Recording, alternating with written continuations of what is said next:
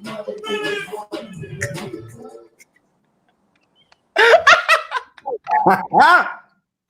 live, baby. Oh man, I just could not play Wayne's favorite rapper before we started this pod. What's your favorite rapper? Favorite rapper? How you gonna start off with lies? How you gonna do that? Can we open up with a moment of truth and then we transition into something else? Gucci guy. I mean, I just thought, that Gucci would just get you in the right creative mindset to get on this pod and, get busy. I think that's fitting because it's gonna rile him up to get the Wayne that we need for the podcast. If that's the vibe you going for, all right, I'm with it. But hey, it's the big motherfucking baby, and I'm back, baby. But I ain't by myself. I got my friends with me. I got my Bahrain family with me. It's the family reunion. All that going on the pod today. What's happening, family? What's good? What's good? It's good to be back here with all y'all, even though it's virtually. It's good to see y'all face. Social distancing, doing what we can. Candace, your face is a little bit more friendly than the other two, but it's good to see all y'all. yeah, a little brightness here. I'm really happy to be doing this because when we were doing the pods back in Bahrain, people always wanted to see our face and our disposition. And although we're not in the same living room right now, I feel like we still are going to get a lot of the same vibes just from what I could get through pre-production. Yeah. Agreed. That's fair. For sure. So y'all been quarantined. We quarantining all differently. How y'all quarantining down there in Atlanta, Candace? You know how they quarantining and how I'm quarantining, I feel is different. I'm actually trying to stay in my house in real life. I go out for a walk every day, but I usually try to do it when nobody else is around. And if somebody else is around, then I social distance. But for the most part, I'm staying in the house. However, my friends and constituents, they be out here. Now that I opened up restaurants and the mall, so people are definitely helping the economy along. Exactly what Brian wants. Wayne, how's it going in New York? Hey man, for New York, I can't call it. All I know is I hit the highway, I get to the office, I get back to the house, grab a couple groceries every now and then. That's about it. My routine hasn't changed much. I'm still antisocial. That's fair. I love it. Had me up here dealing with these strangers. Nah, we good. Yeah. And Chew, you somewhere? You double lockdown, ain't you? You got quarantine and Ramadan, don't you? Yeah, but it's really not much of a difference, to be honest. Like the quarantine made the transition to Ramadan really insignificant to the rest of us. It's really like the same thing going on. Y'all know what that means. So yeah. Yeah, Wranglers just ain't open, is what you're telling me. It ain't been open. Ain't nothing like the zoo, boy. We feel social distancing though, so it is. Speaking of zoos, man, it's really starting to feel like it's a zoo out here that we're living in. Just the different wild things we see and like these different animals that we encounter. And that takes me to Brunswick and the Ahmaud Arbery thing. You got a young man out on the run and he gets attacked by some wild animals. I mean, I don't think there's really any other way to put it than that. Some people are trying to dress it up and say they're neighborhood watch and all of that, but to me, it's just some wild animals just attacking prey. So background, would y'all like to tell the Ahmaud story, or y'all want me to tell it? I really want one of y'all to tell it. I don't want to talk. Candace? We can tell it. Tell it, Candace. So in general, the young man Ahmaud Arbery was on a run apparently he had been an athlete in school and still liked to keep in shape. Was running leisurely, and according to the suspects, matched the description of someone who had robbed a nearby home or two in the area. And so they were riding, how appropriate, riding, like the Klan, to pursue him. And I guess bring him to justice, whatever way that meant. They tried to shout some commands, which they said he unfortunately didn't respond to, as though he had to, right?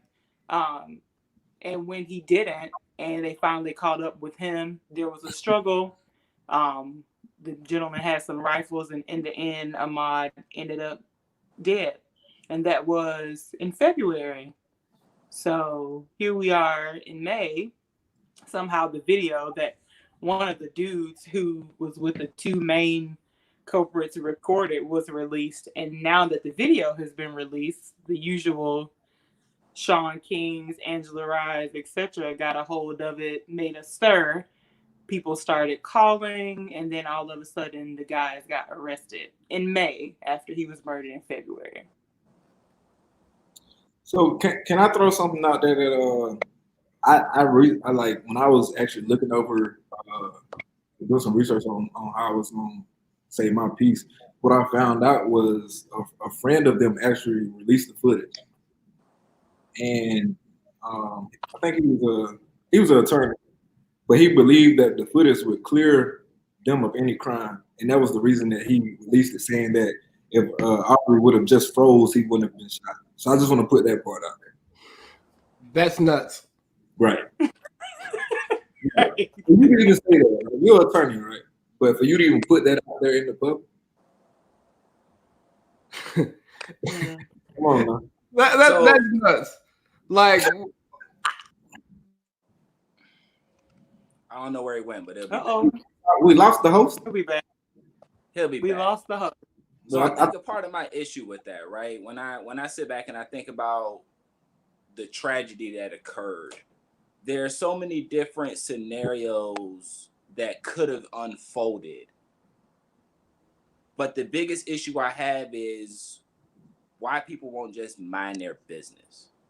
I guess for these humans, I believe that people with melanin and high levels of melanin is their business. They believe that anything that they do is something for them to focus in on. So I take a huge area of concern with that type of energy. For me as a parent, one of the things I think about looking at the citizens arrest law, right? How do you have that conversation, or how do I have that conversation with my children? Because right now my conversation is usually, hey, some weirdo with a van truck pull up on you and try to talk to you. You don't stand still and do nothing. You run and scream and go the other direction. That's my historic conversation for the kid, right? And now that you brought that up, like one of my questions for you would have been, or it still is, which you can answer now, you can wait till later, is how to, like, raising kids right now. You got a son about what do you say to them about not doing anything wrong and still ending up in a situation like that? And that's the question I ask myself every day.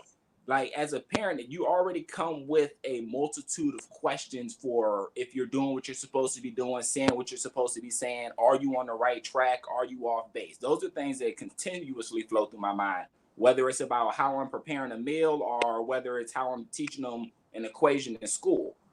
Right. Now I'm sitting here like, okay, I have to have a conversation with you about how you jog down the street. At first it was, hey, when you're old enough to drive, you get into altercation, you're in a car, this is how you interact with the police officers. Now it's, if you see a human being under this area, under these guidelines of this county law or rule or whatever the case may be, these are the way that you need to behave. Like, I feel like I'm supposed to dig deep and interact with them in that regard to make sure I explain all the laws and the rules for the counties that we live in. And I think that for me is where I start. Okay. I look at the citizens arrest law. I think in New York, they have a concept for stop and frisk, and a couple of other places, they had their own different variants of the rules, whether it's the domain castle rule or whatever the case may be. Every state has something where you're allowed to protect yourself in some capacity. Right, but I think this citizen's arrest thing, this isn't protection. In right. order for you to find yourself in a place where you're protecting something or protecting someone, you can't be the person initiating the altercation. You have to actually observe something and then deal with that observation in that regard. In this scenario, this young man is doing what he does. He's getting that cardio. The citizen's arrest in Georgia says that it's only legal if an offense is committed in your presence.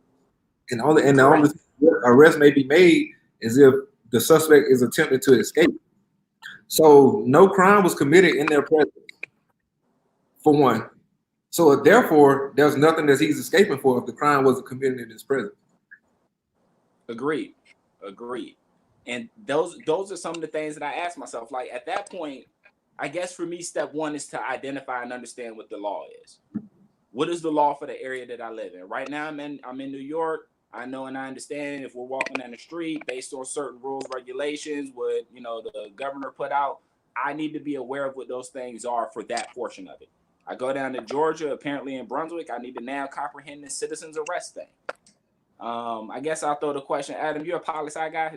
That's your bag, right? You like maybe? Oh, guess not. Right now he's a tech guy. Yeah, he's squatting right now. Just like who was baby facing Teddy Riley? This is Adam right now. Adam is Teddy Riley right now. Yeah, this is his. You gonna make a meme? Take a screen cap real quick. I don't know how to do it, but I'm gonna try. Yeah, if he come back, I got it. All right, two face. So put his face in there like this.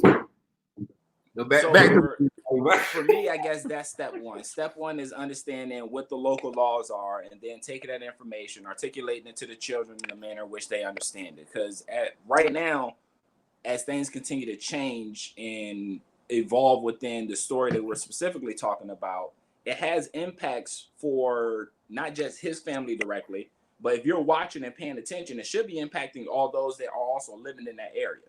Right. The tragic loss that was experienced, it doesn't just stop with that loss. There are other things that now, the second and third order effects are things that we now have to deal with and we should in some capacity address, whether it's locally, privately in our homes, or whether it's something that we discuss and build on as a community. But the conversations have to get started on what it is that we need to do to grow and progress as people. Yeah, I completely agree with that. I think another thing that I just discovered today, after going through all of that, was that within the U.S. today, there are only 4 states or 5 states that have hate crime laws. Yeah. Well, excuse me, 5 states that don't have hate crime laws. Ironically, Georgia is one of those that don't have a hate crime law. I was about to say it's not that ironic. Yeah, no, not wrong. Right. I guess it makes sense given the history of the state. Well, and when I think about it, and I look at it's for us, it's not ironic just because of where we're from, so we know the lay of the land. But when you see states like Mississippi and Alabama who have hate crime laws, and then South Carolina and Georgia don't have hate crime laws, right? It kind of gets that wheel turning as to why. And you're a South Carolina native, man. So y'all just took down the Confederate flag. What was it, 2 years, 3 years ago? Yeah, I don't know. It was a few years ago. I think it might have been more than 2, but it wasn't that long ago. Yeah, was Haley still? She was still in the game on that one or something like that. I'm pretty sure she was. Yeah, I could be wrong, but I think she was a major player in that. But nonetheless, those are big pieces. But I don't think it's enough to say have the conversation at home. I guess my question for you all, where do we fix it? How do we go forward and say these are things that we need to adjust? These are things we need to improve on. How do we as a people get into a mode of prevention for this? I'll prime it with this way, right? Is it an issue? Is it a lawmaker thing? Is it maybe we need to spend more time on jury duty? I know a lot of people of color tend to duck out on that. Is this a matter for the church? Is this something that we need the church to get engaged in so that way they can get out and demonstrate a love amongst people and see beyond the melanin and actually see humans with heartbeats and souls? Like, where do we step into to start preventing and doing away with this mentality?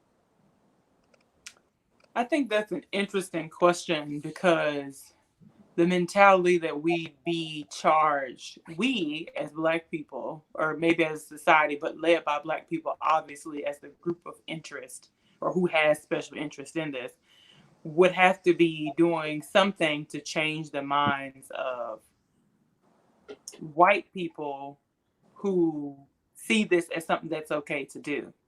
And that is, I think, a tall task given the history of our country, especially in the South. I think I know that people will do what they know they can get away with. That's just bottom line. I actually one time dated a white guy, and my conversation, my great uncle was very upset about me dating this man. And he was like asking what his granddad has to say about you. And I was very confident that, there would be nothing of the sort, like no issue. He was from North Carolina. And I asked him, if your granddad was alive, what would he have to say about me? And he told me honestly, like he probably would comfortably call me nigger behind my back. Like, oh, he's dating a nigger woman. Child, what? So that was a long time ago, but it was very sobering to me, and it really made it clear that people will do what they think they can get away with. I think the short answer to your question is that we'd have to make it clear that they wouldn't be able to get away with this so easily in order to stop people from doing things like this. So I think lots of things that you brought up could come into play there. Maybe it means that, Black people don't shy away from, there you go. Hold on, let me get a screen cap. All right, Teddy Riley, we got Teddy Riley, we got you here. Look at his face. I got it. Did he leave? So he left. I got that too. I got the empty room too. I got the empty room. So just to wrap up what I'm saying, I think like people, I think our involvement in things like jury duty and even being extremely diligent about, at this point in our situation, following up on, unfortunately, murders that have already occurred and making it so people who have committed murders are more often convicted than not, would kind of work backwards to change the mentality. I don't think that anyone who would do something like this cares too much about what we would have to say otherwise, unless it's going to yield some negative result for them.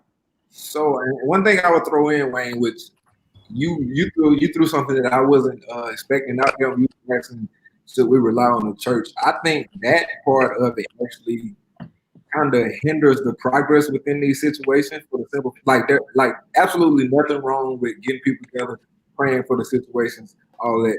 But I think a lot of times there's so much counting on us to forgive what happens and rely on the external that is like, oh, this can happen, we'll get away with it. They'll pray about it and it's all gone.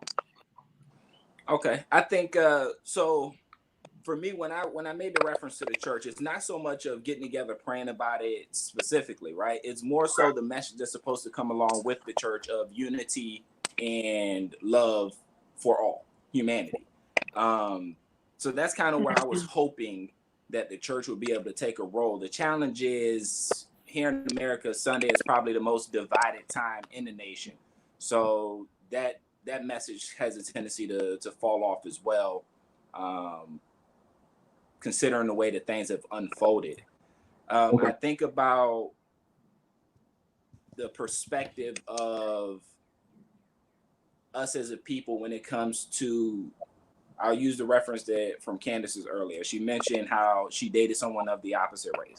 I'm not able to count. I think I've touched every race just about this out there. So if you got a category on one of them federal forms that you can check a box on, I'm pretty sure I dated somebody in that category. Hey, don't you think it's interesting that he used the word touched? Yes. So that's what I was finna. Yeah. I was finna caviar into that.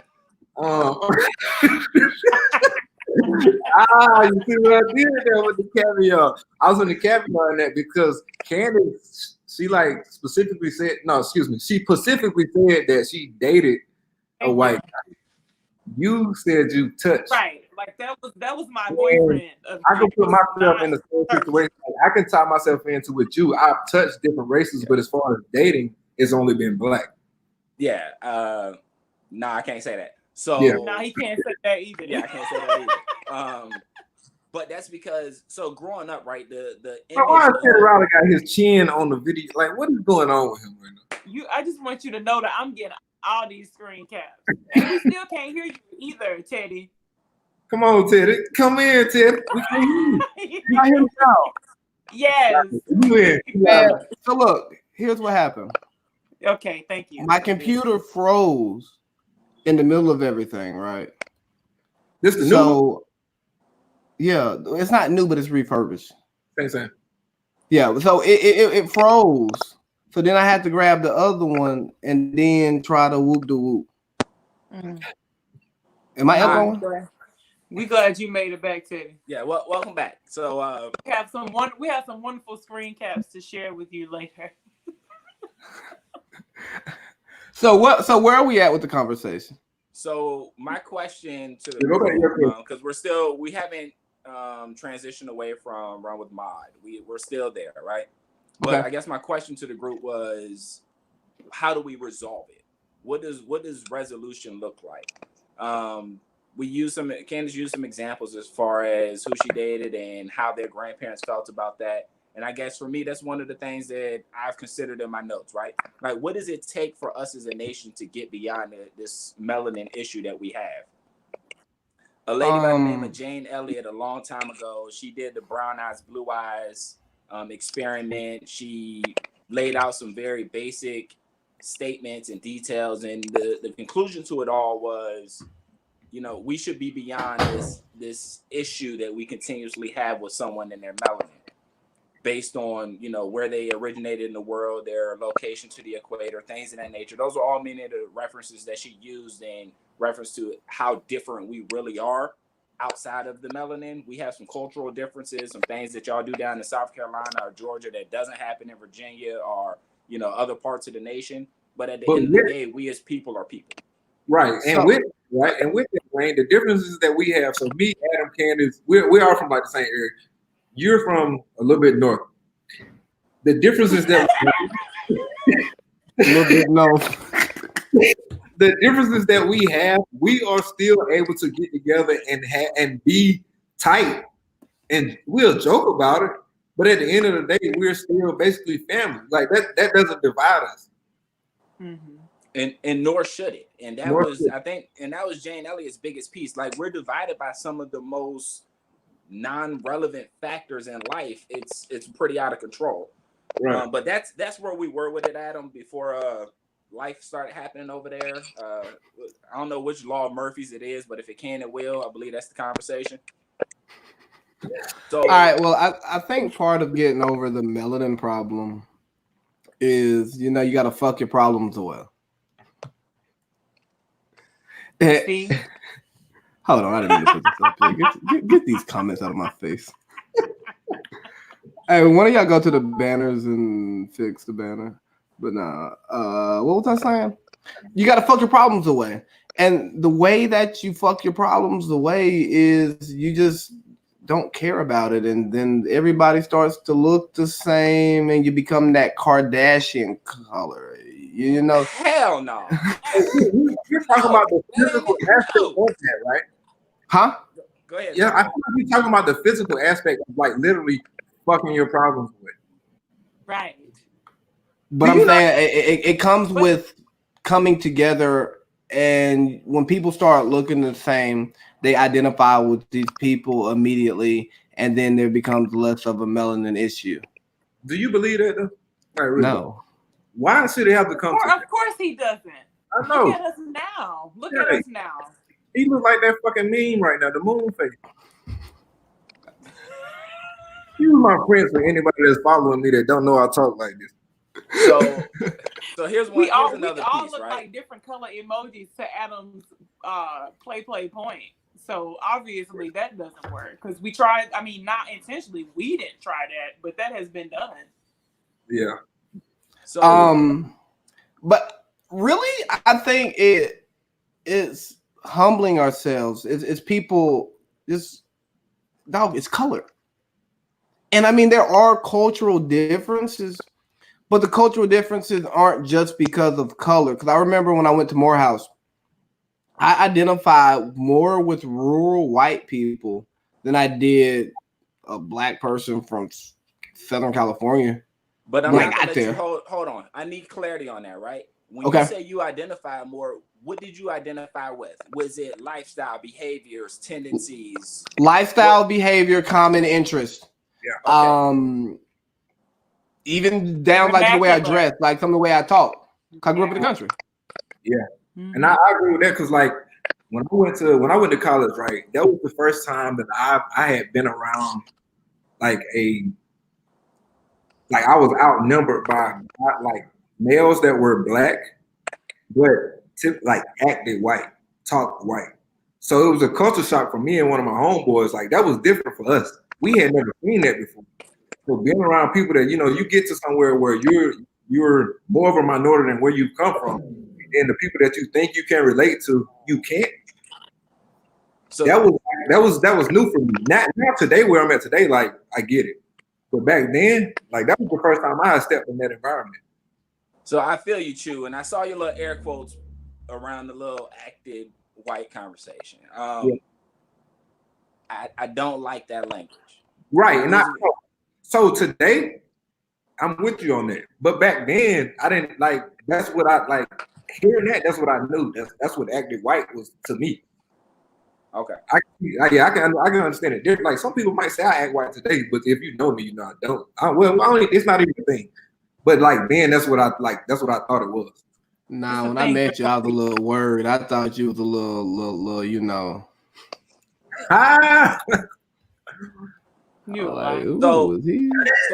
So my statement still goes to how do we resolve it though, Adam? That's still the question, right? So I've heard conversations and I've interacted with some people where they say we need to respond with violence, right? That ain't gonna do shit. Well, I don't think. Hold on. Violence is not going to do. It's not going to get the result that you want. Does it stop something immediately? Sure. Can we eliminate some of the individual instances? Yes. Like if somebody tries to attack me and I have a gun, it's either a gunfight or it's no fight, right?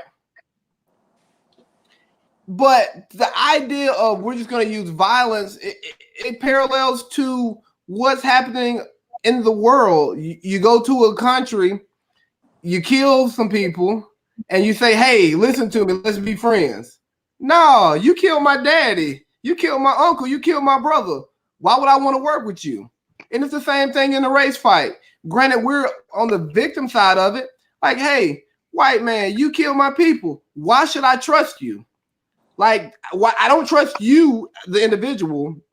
I don't trust the system because the system is working for you. So at the end of the day, you have to drop your pride and extend the olive branch to me because I can want a unified world. I can want black people and white people to live together in a place where black people feel safe around white people feel safe around black people, and whatever other cultures you want to throw into there.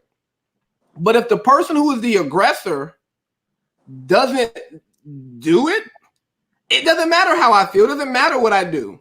They have to swallow their pride. I agree with you. And I think Candace said something earlier that I believe is also a pretty strong solution. And I think it was Candace, could have been Chew. But the statement was we have to get to a point where they don't believe they can get away with it. Yeah, right. And for me, I think what that looks like to get anyone to a point where they don't feel like they can get away with a crime as heinous as those are, or any crime in general for that regard, right, is putting the right people in office, making sure that the local elections, the lawmakers that are there, the people that we elect and we put into those public positions, that they're going to actually work towards getting everyone's best interest into play. So that way laws like citizens arrest and things in that nature are actually something that can be prosecuted, something that we can actually look at and say, okay, we can get a grand jury together quickly. Now, under these conditions, I understand the quarantine thing, grand jury, people to come together, not a real option. But even outside of that, Wayne, for you to be in a position, right, and this to happen, for one, how often does something like this, somebody gets killed, and you call to see if you can arrest this person? Yeah, let me get permission to arrest somebody. You asking Wayne? No, I get no. Well, it's theoretical. How often does that happen? If two of us, any of us four on here right now, would have shot somebody, do you think they would have called before they made the arrest? Anybody? I would have been shot. Exactly. Nobody would have been called, but they made the phone call, and then the DA stopped the arrest. Now, I think we mentioned that, but we have to consider the history of the person, right? He's tied in that regard. That McMichael guy, he was on their team. He has a history with them. He did the investigations with them. He's connected with them. He really was on their team because he also was white. He was on their team. Why does that matter in the case of right or wrong? Why does that matter? So the reason why I would say it matters is because the people that he's calling and having this conversation with, the people that are responsible for executing that arrest or letting them know, hey, this is out of pocket, those are the same people he's in cahoots with. Like, those people are at his table, and I say this in theory, I don't know who's really at his table, but they're sitting around eating saltines and enjoying some grapes. Like, no, they eat skins, child. They eat What you say? Now they eating good because them some big pork rinds, big motherfuckers. But yeah, they eat. But I mean, look, that's the driving factor for me. Like, he can get away with it because the people that would be responsible for putting that arrest in place are in his corner. But here's the thing, Wayne. He has the audacity to think he can get away with it. He knows he would have too if it weren't for you meddling kids. Well, shit, and the system has the audacity to let him get away with it until some famous people get mad about it. And people start marching and people start talking. I'm telling y'all, it's that white audacity. That's what we really need to get to pull out of this, is white people have the audacity to do fucked up shit and act like it didn't happen. And then with the GoFundMe, they thought it's not wrong. They don't act like it didn't. They don't act like it didn't happen. They act like it's not wrong. And that's where I was going to with the GoFundMe. Like, if you read some of the language in there, like, did not obey simple commands. Like, motherfucker, you don't command me to do anything. Bro, I'm grown. You ain't my daddy. So, Adam, what's the name of the organization that started the GoFundMe though? Was it Christians against Google? We don't worship the same God. My Christ don't tell me to kill people and it's okay because he was suspicious. You didn't listen. Oh, hey, if you don't listen to me, I can shoot him. Christians against Google, because Google got all the answers. Like, so here's the thing, right? So there are some people trying to say that it was self-defense, right? And how do you defend that being self-defense, right? If I'm jogging and you attack me with the gun and your son, and I defend myself, I get shot, but you are you're defending yourself? How do you try to grab my gun away from me that I was trying to shoot you with, so I have to defend myself from you? How do you have the audacity to say that you're defending yourself if I haven't done anything? It's white audacity, bro. Right. This shit is mind blowing, dog. Adam, I agree with you on the concept of white audacity 100%. I hope you say it 5,000 more times, because I think the bottom line is what I said earlier. Children will, animals will, humans will keep doing a thing as long as they think it's okay for them to get away with it. As soon as they have an indicator, a strong one, that there's going to be real problems for them, if they do something, then they'll let up. But as long as they can get away with it more often than they don't, it's going on.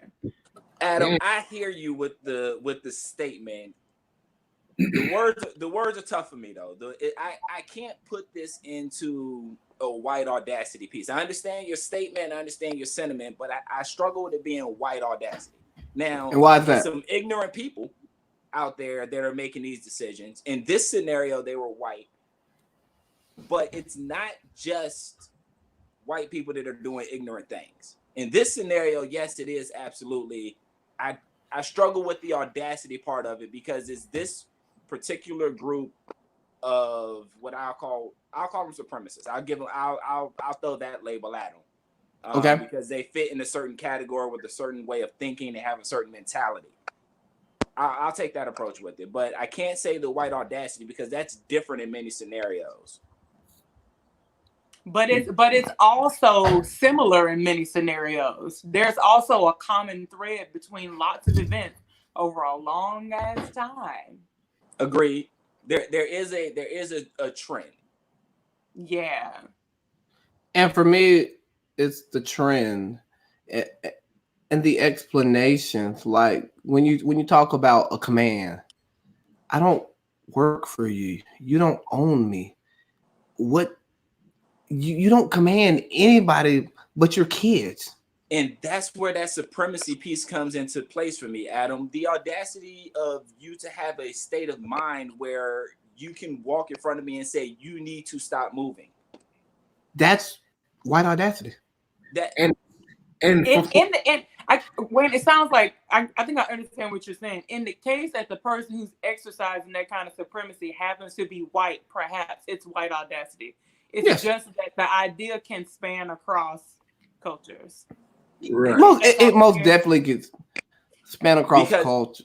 And the reason I throw that out there, Adam, because it's not just that. It's some people with the badge. They take that same approach. This is that stop and frisk thing, right? You look a certain way, and because of my badge, you will stop and you will abide by these things. Not that you've done anything wrong, but you look like you might do something wrong. But at least when it happens with a badge, that badge is an authority symbol for you to act in some way. Whereas when you have these individuals, these independent contractors carrying out hits on people in our community, it's like you're not the authority. If you feel like I'm a suspect, cool, call the law. For one, I like to mind my business. What's going on next door ain't got nothing to do with me. And that gets more into my audacity piece.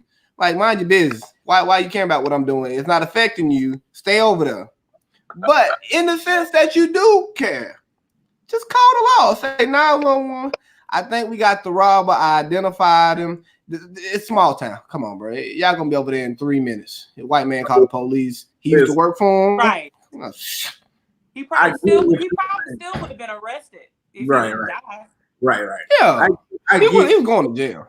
I get what you're saying, Adam, but I also understand that if you look at us who's talking right now, we have that understanding of who we are in those situations. We haven't done anything. We know how the law works, this and that. But I think we've also come from places where we know people that if they haven't done anything wrong, they are going to say that they will fight that because they haven't done anything wrong. Yeah. We weren't all raised in these perfect neighborhoods. We weren't raised in the suburbs. So people from where we come from, if they ain't done nothing wrong, they're going to defend themselves. Even when all they got to do is say stop or just listen to whatever the law says. True, I think it's regardless of where you're from. That's human nature. The fight or flight concept, that's human nature. I'm here to survive. My DNA has been through a lot over the centuries. I have survival inside of me. I'm not going to just sit here when you are brandishing any kind of weapon. I'll go with I'll use that language. I agree with just that, going to comply. Because I don't think there's no situation that would cause me to stop from my run when these motherfuckers was chasing me. There's no situation. Yeah, I'm like, fuck them. If anything, I'm gonna run faster. If anything. But when that truck pulled in front of that young man and he didn't have too many other places to go, that's where the tragedy comes into play. Right. Mm-hmm. But again, that's the fight or flight mentality where I don't have too many other options right now. All I know is that this is the situation. And if he's anything like most people that go out and do their runs or jogs or whatever, he has his headphones in. I don't know if he had any of those things, but I know for me, if I'm out on a run, I'm going to have a headphone in. I'm going to be listening to whatever it is I'm listening to at the time. I'm not fully tuned into all things that are around me, minus traffic. I'll hear a horn blow, car coming up behind me. I'll probably hear that, but that's about the most extent that I'm going to hear. Yeah. So right. For me, that I understand where you're coming from, Adam. I get it.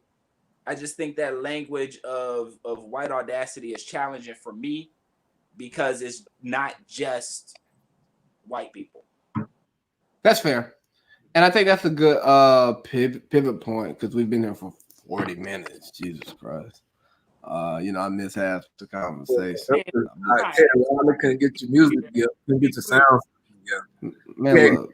Yeah, Gucci dancing in the back. You couldn't get it all together though. Man, it was all bad because I set up last night and everything, like trying to be proactive. But let's get to the Sean Reed piece. And when I first saw it, I was like, I don't know if I want to touch this one because it's weird. But once you brought it, I was like, all right, cool. Let's just run with it. So Sean Reed led police on a high-speed chase for I don't know what reason, but he's on Facebook Live the whole time. I'll throw something in there, right? So okay. the cops that were chasing him were in an unmarked car. They noticed him driving recklessly, so that's how the chase started. Okay. Yeah, so you can jump back in from there. All right, and then he's just on there pretty much saying like, "Yo, I'm getting chased. I'm tripping. I'm wilding." He eventually parks the car, gets out, runs. Cops are yelling commands at him. He continues yelling. He yells, "Fuck you," at him. He eventually gets tased and then shot multiple times in his back. And then one of the cops is kind of standing over him and is like, that's going to be a closed casket. React. What I think another part that I think is important to understand is that the actual case got called off. So the cops that shot him were not the original ones that were chasing him. They actually called the chase off because it was too reckless. That was when he stopped and got out. Those were cops in the area that went forward with what happened after that.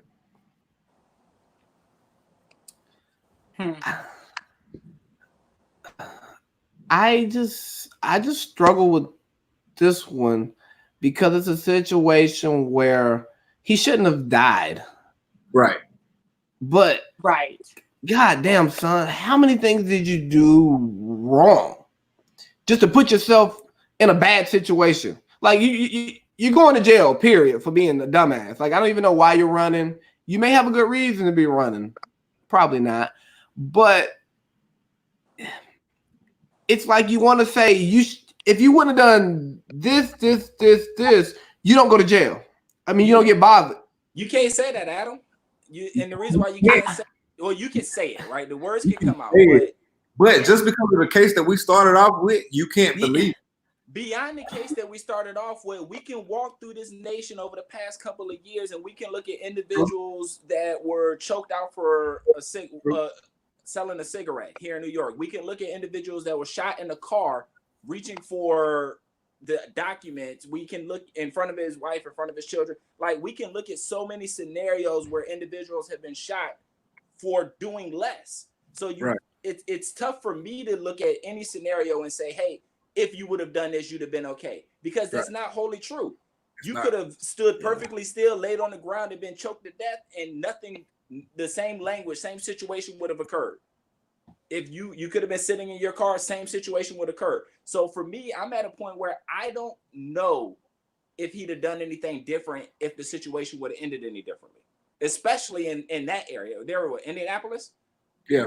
Like, the irony how many of their police officer shootings go unreported, but I'm confident that they have a high level The irony of that area, right, is within 8 hours, the police killed 3 people, separate occasions. One could have been tied into this that happened, but they don't know for sure. But there was a completely separate other one that happened. Yeah, is that a high number? It seems high, but is it really high?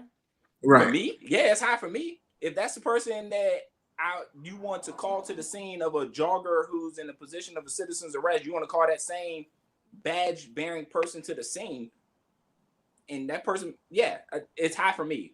1, 2 deaths is high for me. Yeah, especially considering what it looks like when other parties and communities of people get together and they are in direct violation of public law, and there's no interactions at all. There's no violent exchange. There's nothing of that regard. Right. That's fair. Yeah. There's a different spin on this to Adam's point about like basically, dude, what were you doing? Sean King very quickly said something in a post he made about this incident a couple of days ago. Just in the comments somewhere, he mentioned, basically, he said, this should not have been an event that ended in this young man's death. We think he may have been having a mental health crisis when this was going on and actually needed medical attention and not to be killed. And I'm not sure why he came to that conclusion or what, like, if he has any actual intel into that, or if he's just basing that on like some of the same questions he's asked himself that, like similar to what you've asked, Adam. But I thought that was interesting. I hadn't really heard that be highlighted as a possibility. It makes sense. He was a veteran, perhaps maybe there was some PTSD involved. I don't like to assume PTSD in people as much as it kind of comes up in conversation usually, but I just thought that was interesting. Yeah, I don't know. Like I just don't know with this one. I know he shouldn't have died, obviously. Yeah.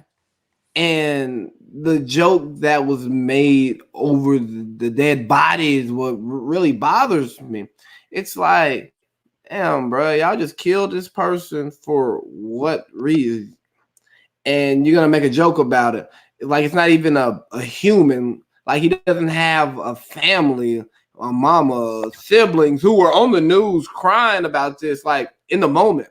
Like, right. And that I have an issue with that too. Like, news people, get these cameras away from them. My sibling was tragically killed just for no real reason, and you gonna put a camera in my face for me to say this shouldn't have happened? And it's one thing to lose somebody tragically, but when it's as a result of a problem that we've witnessed year in and year out, I feel like it hurts that much more, because it's like, damn, police brutality? Not like a car accident, like a real accident, but like somebody killed my sibling in the name of the law. The fucking camera on my face. I can't imagine any scenario where someone's life is taken from them where I'm going to look at it and have any type of peace of mind towards it. The lack of regard for human life, the lack of love for humanity is my biggest issue. The idea that we are supposed to protect and serve is supposed to be the first and foremost thing in your mind. So when protecting and serving turns to ignorant, arrogant statements like, I guess this is going to be a closed casket funeral, you are no longer in the business of protecting and serving. I'm not a professional. I don't spend much time in the DSM-5 looking at diagnostics, but I'm confident and I'm willing to say this. There's something wrong with you. There's an issue. Maybe we look to get that human being sat down and get the badge removed, all those different things, but there's something wrong with you when you have no regard for human life. You don't care about the factors that go along with that death. That person, they're not feeling anything now that their life is removed from them. But for every human being that has interacted with them, for everyone that's in their circle, they are feeling. For every constituent that they're supposed to be out there representing, for the people they're supposed to be protecting and serving with, they are feeling something. my trust and confidence in calling you to my situation for assistance is not there. I don't have peace of mind that you're going to have the willingness and the desire to do what's in the best interest of me. If that's going to be your response to a person's life being taken, that's not okay. Right or wrong? I think you're right. I just think that there's a deeper issue in the police force, the American police force as a whole. I was talking with some friends a little while ago about, just concerned that the level of screening and credential, emotional intelligence credential for people entering into a service whose mission is to protect and serve the whole of the American community. Like, granted, in broken up parts of that community, but that's a tall order. So to bring somebody into that fold without like vetting certain things, whatever those certain things would be, I think is a mistake. And I just don't think that the expectation is even high enough. I don't think the filtration process for people coming into the police force is very careful at all. I think what they're looking for in someone to protect and serve is not really fitting to that job description. Like, I low-key feel like you should be looking for a mental health professional who's real tough. I just think when it comes to that's trap spiritual therapists over there. Don't. Well, my thing with the with police is you should be more focused on serving than the actual protection piece. And I think the badge and the gun is what so many people do it for, but not actually the service. Yeah. Yeah, that could be true. I can't speak for the minds of the many. I just know that human being, that's an area of concern for me when it comes to that human being. I'm confident there's a strong amount of people that are out there, they're wearing the badge and they're putting their uniform on day in and day out, and they have every intention on doing what's in the best interest of the people. But that human being, I don't get the same feeling based on those actions. And it just so happens that human being is wearing a uniform. But for me, I would be concerned if I had to call in a crime in that area where at that precinct where he was the person that was going to possibly be coming in to provide me any type of service, protection, whatever the case may be. Okay, that's fair. Now we're gonna pivot here. I think that was some good woke talk. But Can I no. Huh? Can I relax a little bit now? Yeah. I mean, I guess we're about to do a little self-love talk. Yeah. That was I knew it was gonna be like that, but it needed to be. But yeah, we had to get that stuff out early. We had to do it first. Yeah, because it's most important. And for the people who gonna not listen all the way through, I at least want y'all to listen to the stuff that matters. Right. Well, Adam, don't judge me if I come in here with another thing on that particular topic. I might end up going back to it. So hang in there. Hey, it can always be circled back. Yeah, you can always cook, But I saw this tweet on Twitter. Whatever you drink. Oh, we cheers them. Yeah. You look like a few stereotypes right now. I love thick women. Oh, Adam. Yeah, Adam. But here we go. Stop chasing people. If they block you, cut off contact. Ignore you, let them go. Let the people who naturally gravitate towards you enjoy your energy. Cherish the people who want to talk to you, who want to see you. Can't read, damn. And who are there by choice. I think that's some bull. I think it sounds good, but it's bullshit. Because we ain't living like that. We always want the girl we can't get. What's up now?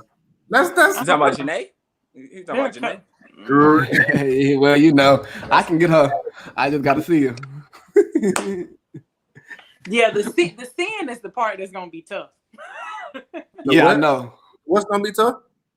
He said he can get her. He just gotta see her. I said the sin gonna be the part that's tough. Yeah. So Adam, I hear the tweeter. I hear what they're saying. Karen Civil tweeted. I was about to say we ain't gonna call the Twitter name.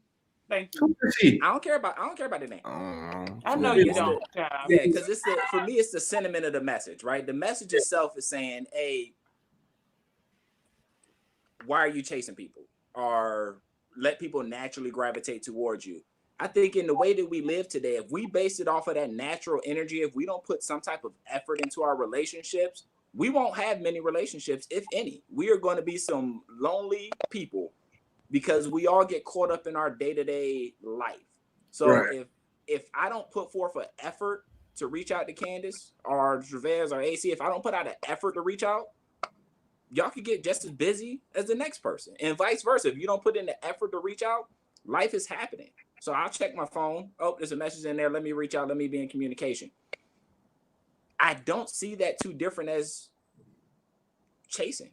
I know AC may get busy, especially the time zone that he's living in right now. I might have to double text him. Hey man, don't forget about this. Hey, you good over there? You functioning? Or Travis, you in a whole new region of the world right now? You a whole 12 hours ahead. I exaggerate a little bit. Yeah. I gotta reach out. I might have to double text because life happens. People get busy. The natural gravitation thing, I don't know. I don't feel that language too well. I don't think relationships with distance between them always happen naturally. I think it requires us to have some effort and put in some time. Hardly any of my relationships happen naturally. Like with friends and shit, yeah, that kind of happened naturally. But with women, a lot of that stuff is deliberate. And like, even though the personalities may match naturally, but you have to take deliberate actions to get to that point to see what it is that y'all have. So here's a question though, and this is for myself also. For you, right? Because 9 times out of 10, men are the guys to make the approach. Would the women say that it happened naturally or deliberately? Because to them, if you're the one that's approaching them, they were just doing what they were going to do. So is it still the same? You know. I mean, I was doing what I was going to do too. I saw a woman that I liked, so I'm going to talk to her. So it happened naturally.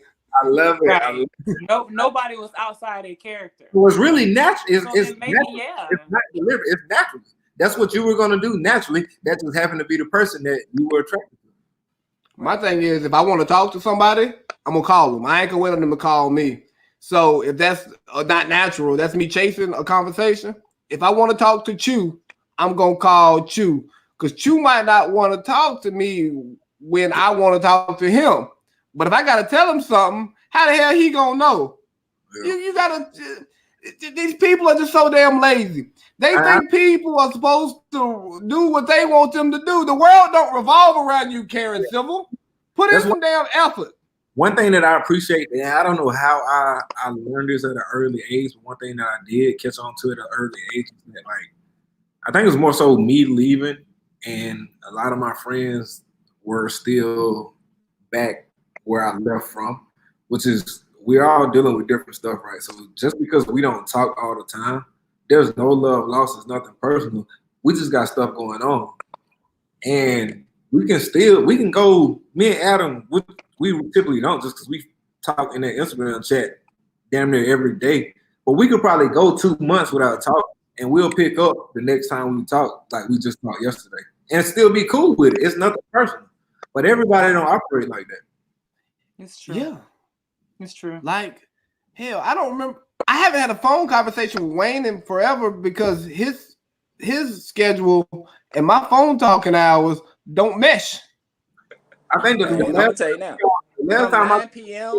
Eastern Standard Time, my phone going on Do Not Disturb. So between 9 p.m. and 4 a.m., you're not getting a hold of me anyway. I'm going to sleep, and that's gonna be that. So you're gonna get a good quality voice mailbox is full, and that's it. Because like my phone talking time is 10 o'clock West Coast time till I go to sleep. Yeah, see.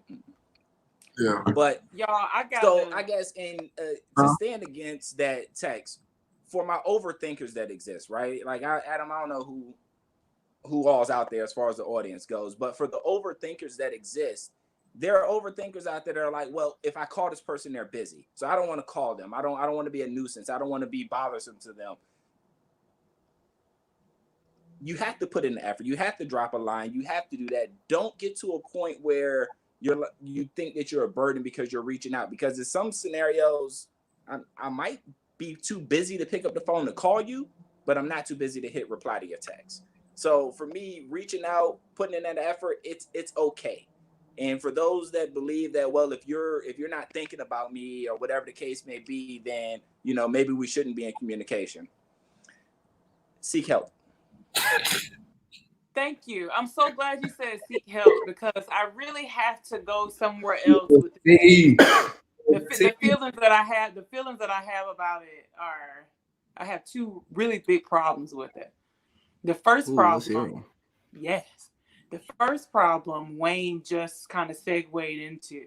I think this language about, caveat into it. He caviar. I was about to, but I wanted to say caviar later at a better time. Whatever.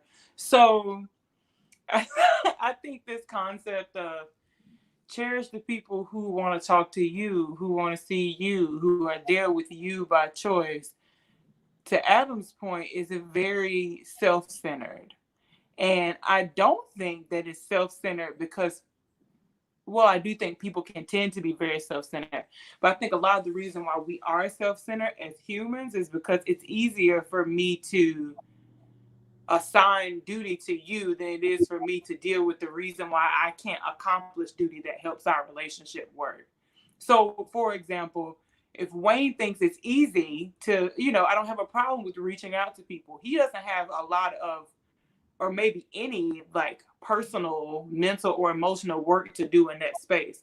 If I have a really big problem with it and I say, well, the reason why I don't want to reach out is because I think you're going to be too busy, the real answer to that is that there's something in my past, in my history, in my mental state that makes me think when I reach out to people, one, it matters whether they are available. Because why does it matter? If it doesn't matter to you and you wanted to reach out, you reached out because you wanted to. If they didn't answer, then you carry on.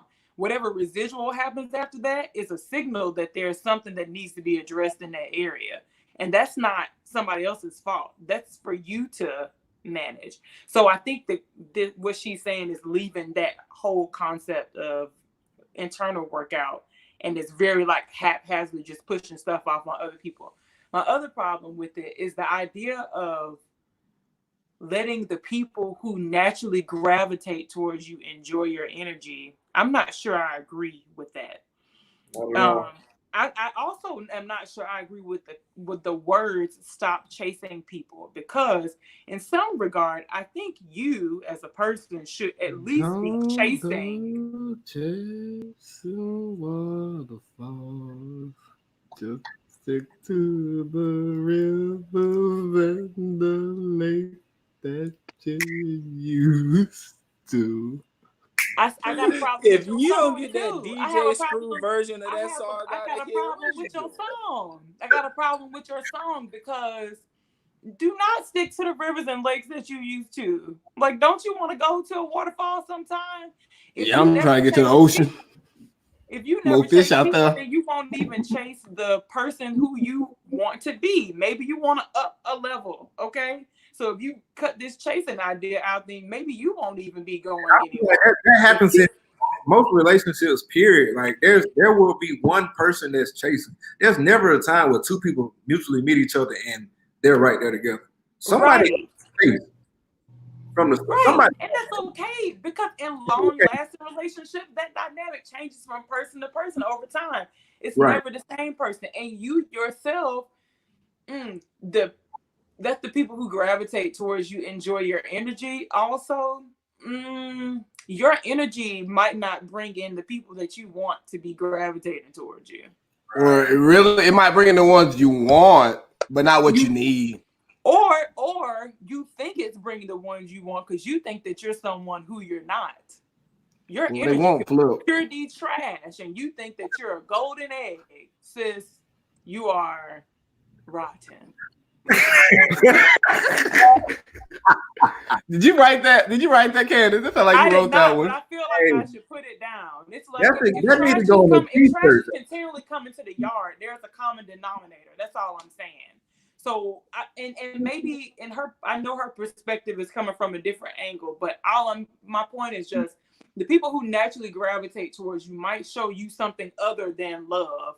They might show you this is not what I want because I need to change my energy. I think a lot of times when people put out these quotes or these memes or whatever you want to call it like this, you got to understand it. Like you're writing it. Most times you're writing it from a personal standpoint, right? But then you have people like us who are going to dig into every little crevice about it and pull some stuff out. It's like, okay, you put this out this way. This is what you're dealing with. Outside looking in, I'm not reading this way. So that shit, it doesn't operate like that for everybody. So you can't, like when you display, especially like when you're on a pedestal, a lot of people are following what you're saying. Mm-hmm. You're leading people down the wrong path based off of your personal experiences. Everybody's experiences aren't the same. Right. Oh yeah, it's the stupid leading the blind. Right. And not even all of your experiences are the same. And you might feel different tomorrow when your attitude calms down. Exactly. You made a meme that people are carrying into their livelihood. And I think Candace, you and I probably had a conversation about this. We did, weeks, if not a month or so ago, in reference to this whole snapshot conversation, right? Like statements and buzzwords, phrases taken in a short context. Some people are taking them and they're making these life principles. They're making them life thoughts. They're saying like, oh, this is the situation. Let me take this and make this my new mantra now. And that's an issue. That's an area of concern because I don't know where Karen, whatever her name was, Civil or something like that, whatever that tweeter's name is, I don't know where her headspace was when she wrote that. I don't know if she was writing out of some negative social media or if she warrior. was on her happy horse. I don't know what she was feeling. Say again? She a social media warrior. Yeah, sounds great. So for her, I don't know what her headspace is. I don't know how she's feeling. I don't know if it's just for likes. I don't know if she actually meant it, whatever the case may be. But I find myself concerned about people that look at these snapshots of information and they're like, ooh, this is gospel. Oh, let me hold on to this. Let me hide this word in my heart and live by this foolishness. I'm cutting off everybody that don't reach out to me. That is similar to that statement, stop texting people and see how dry your phone is. Dry the motherfucker. That's kind of how it works. You stop reaching out to people, they start reaching out to you. Like everybody gonna sit here lonely and out of communication, stupid. Out of relationship. Lonely and stupid. That's what they all of them stupid. Hate. Here's another one we got though. You have no business following someone on social media if you feel any ill way towards them. That's a mental illness. I'm like, which part is mental illness? So, the feeling a way about that? If I feel something about you personally, I won't follow you. I may not. There are people that I follow on social media, right? I do not agree with their viewpoints, but I enjoy hearing the other side. So I follow them because I want to hear their other side, and I may hear something that like triggers me, like, oh, well, that's a good point. But like, if it's a personal issue, I won't follow. Dude, like, there's no reason for that. But I think a lot of times people get personal issues tied into like where someone's stance is, maybe socially or politically or whatever. I don't know you personally, so I'm not gonna take that. And like, I'm not gonna listen to anything that you said. And that's just me. I don't historically communicate with people that I only agree with, right? Like if I'm at a point where if you can't tell me I'm wrong, or if you can't say that whatever it is I have going on is off track, then I can't really talk to you too much anyway. You gotta tell me I got an issue at least once or twice, and we have to be able to disagree on some things in order for us to truly click. If I don't disagree on some things, then I don't really mess with you. Can I pause you for a second, Wayne? Because you said something. Myself. Go ahead. Yeah, you said something a while ago that stuck with me, and you told as far as like within your job and dealing with like the leadership that works under you. Like if you can't tell me that I'm wrong, then I don't trust you. And I think that's the relationship that I've definitely developed with the three of y'all, because I know for a fact that you, Adam, Kent, Lorenzo, listen, the three of y'all, like we are all in conversations like weekly, if not that. And if I say something that you don't agree with, y'all gonna let me know. And none of us take it personal. If there's no love lost, we don't take it personal. But if you don't agree with it, you'll let me know. And like you have to have people like that around you. Like I don't want nobody around me if you're gonna agree with everything that I say. Candace is Teddy. Excuse me. Oh, I thought you were turning into Teddy Riley over there. Yeah, black guy for a minute. But I don't want nobody that's gonna agree with everything that I say. Like I need someone to check me when I'm wrong, and that's what I appreciate. That's why I think that's why we're all so close. We talk so much. Even so, like when you think about when everybody left and went their separate ways, we all kept in contact, and that it was because of that connection. Like we could be real with each other. Yeah, I kind of talked about it last week. Now when I be bullshitting, I really think of Chew talking about the disrespect, and I'd be like, should I say this? I it started off as a joke, which it still is a joke. But no, it's a joke, but at the same time, it's valid though. Right.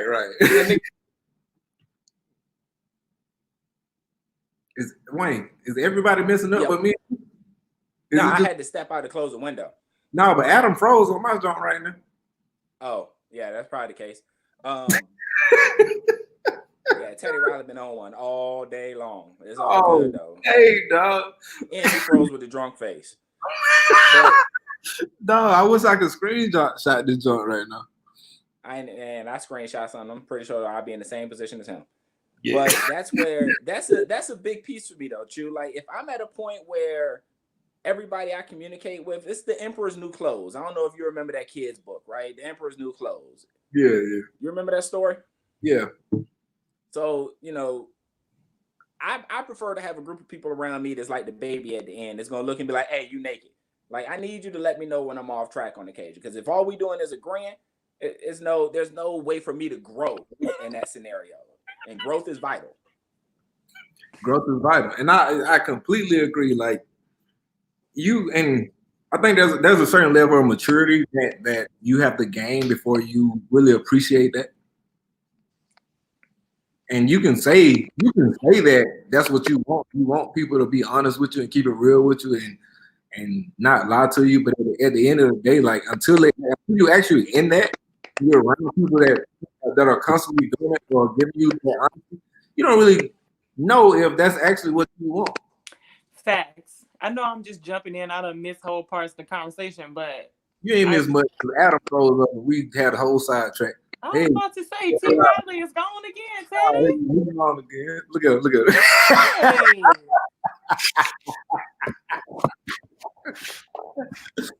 Man, the Twitch computers, man.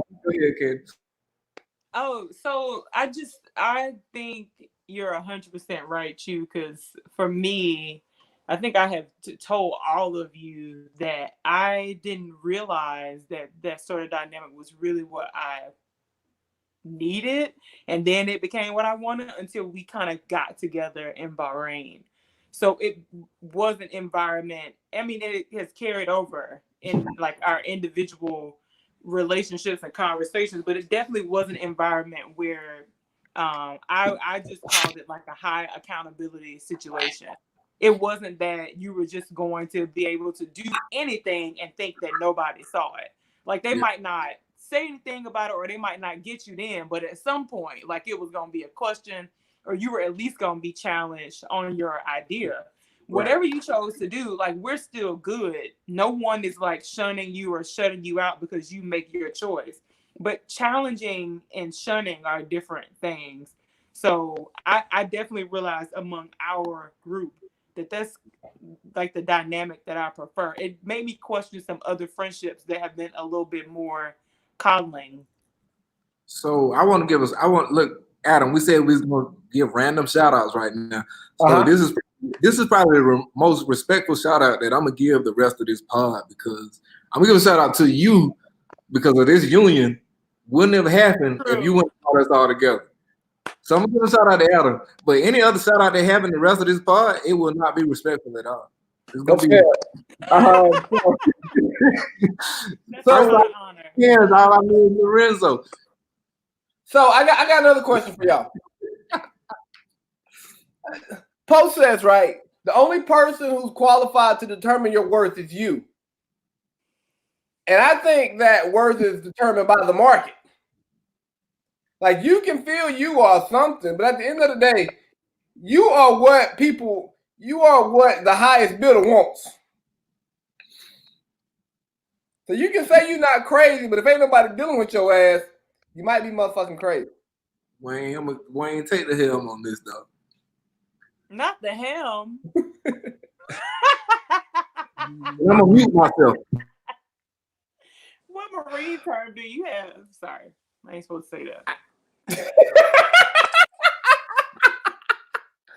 Oh man, you know Wayne likes the water. He's marine based. He likes to, go to the loves to float. Beaches. Beaches, yeah. He loves the beaches. Depends on the sand. Hey. Hey. Bring my sand to the beach. Yo. So hey, look, Adam like to go watch sunsets and stuff on the beach now, though. Hey, you know what? That's a new phase of my life, and I enjoy it. Oh. Told you. Nature. Candace, remember when we talked about this? Hey, Adam, what was your question? We again? sure did. Let's Yeah. Let's back to my question. Say that question one more time. Yeah, there you go, Wayne. Only person qualified to determine your worth is you. The statement is missing information. It's missing context. Like, I need to know what you're talking about. I think a dumb girl posted it and I just took it off her page. Yeah, put it back. Put it back on her page and leave it there. Because that ain't it. Like, without context, that dog. Oh no, I gotta laugh for everybody on this. if I'm an employer and I'm our HR, for example, and I'm reading through your resume, either you're what I'm looking for or you're not. Or whatever the case may be. You ain't gotta be HR. It can't do anything for anybody. Say that again. Yeah. It ain't gotta be for no job. That can just be any woman who I'm talking to, either what I'm into or what I'm not. That's a universal application when it comes to worth and value, right? Either just because the building in Jumbo Park was worth $2 million back in XYZ time frame and it's worth 25 now. Value changes over time and it changes to different people. What's important to me then may not be important to me now. I may look back at it and say, ooh, I blew that opportunity. But at the end of the day, it is what it is. Like, also, what's important to you, like what's not or what is important to you could be more or less to somebody else. And worth is the concept for worth, what I'm willing to sacrifice and give my time to, what I'm willing to sacrifice and give my money to, those two things are two different values. So I am willing to throw money away. Like when it comes to cash, I can make more of that, but I can't bring time back. So for me, the time I give to a situation, a person, a human, that's where my value is. I can cut you a check and be like, hey, here you go, be great. But me cutting you the check doesn't do anything for me. I have it in the bank to give. But my time, the day is set. You gotta put that collection plate back. I told you we PayPal around here. So damn, Chu. Yeah. The zoo closed. Hey, the you ain't no money. Are those Bahrain? Yeah, he got BDs over there. But that's where I'm at with it. That's my perspective. Huh? Are those coins from Africa? Are those from? That's local money, sweetheart. Lira? Okay. Buddy BD, very best, my VIP customer. VIP customer. Adam, this ain't the zipper money either.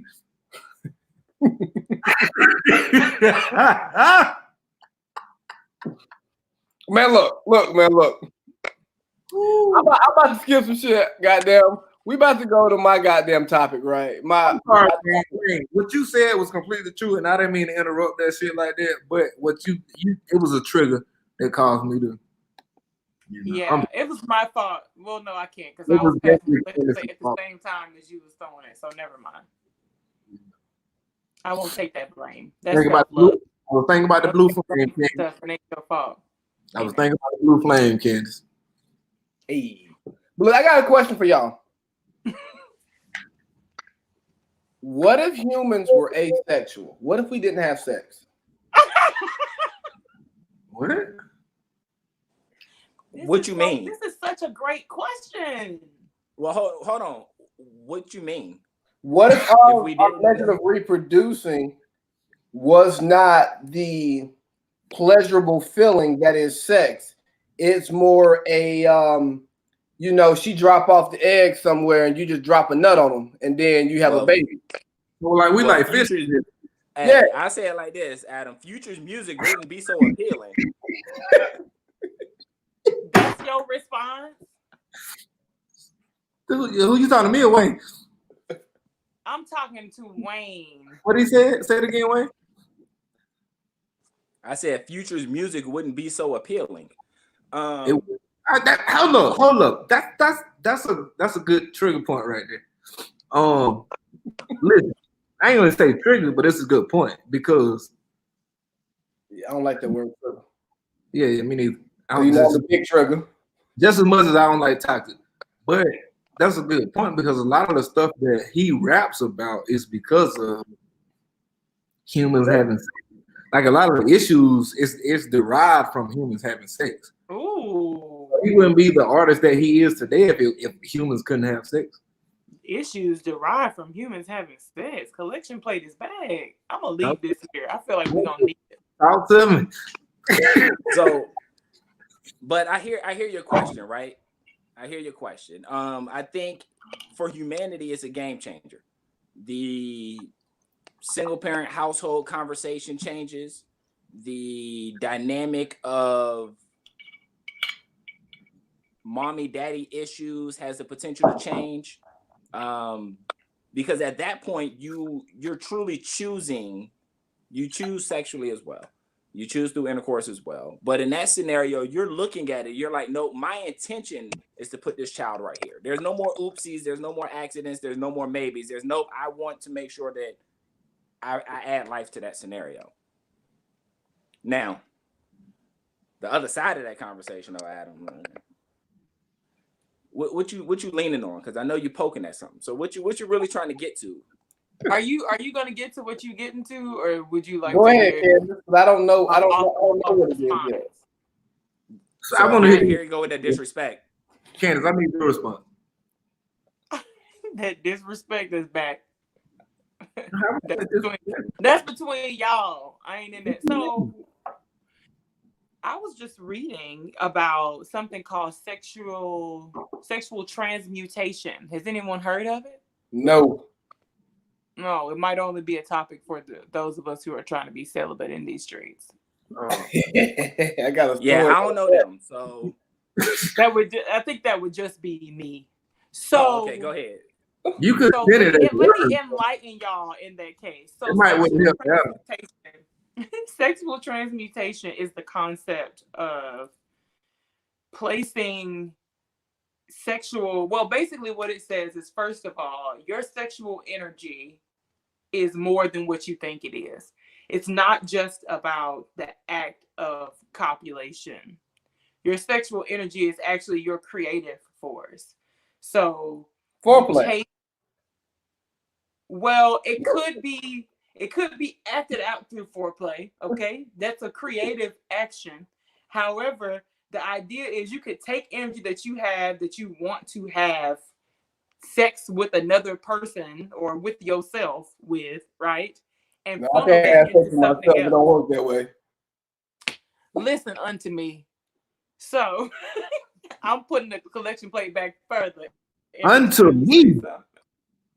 Unto me. Okay. So yeah, you can take energy that you would want to have sex with and funnel it into building your business or fixing a problem that you're a recurring issue that you have in your life or whatever. Some people actually like actively at the time that they are having a sexual urge in the spirit of transmutation, take it and immediately go do like specific workouts that kind of like in like a gorilla's movements to like get the mute nothing. Like, never mind. I ain't gonna. Yeah, go on. I want you to carry on. Actually, it looks more like mountain climbers a little bit. Like they're just like kind of scrubbing the ground. Scrub the ground. Scrub the ground. Let me say. Man, what are we doing? I would have learned. I like that shirt, dog. I like this. Hold up. Can we just like I said I was only give one respect for toast, but I'm gonna give two. The t-shirt that we got on right now, right? Wayne representing Tony Bay so fit. You, the old Atlanta cheese ass. That was the start of all this shit. And Wayne and you love thick women. Wayne and Adam, they brought me upon a new realization that I didn't even know I had a thing for. What? What are you talking about? No. You're lying. Put that Spellman hand down. If anybody had that realization through our friendship, it was me. You ain't never say that.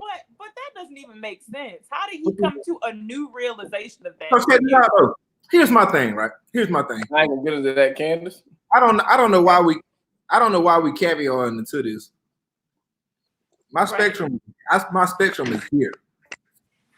If it just so happened from the year and a half that we've known each other, I've been on this end of the spectrum, then they're like, what are we saying?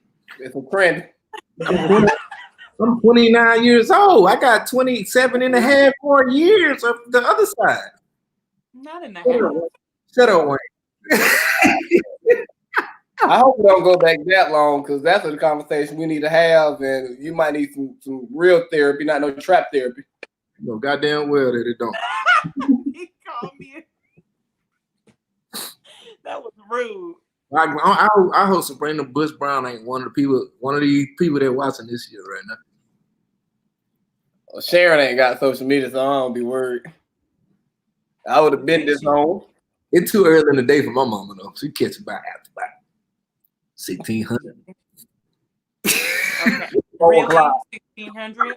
Well, right now. Hold on. I just want to hear Wayne speak right now because he holding a lot in.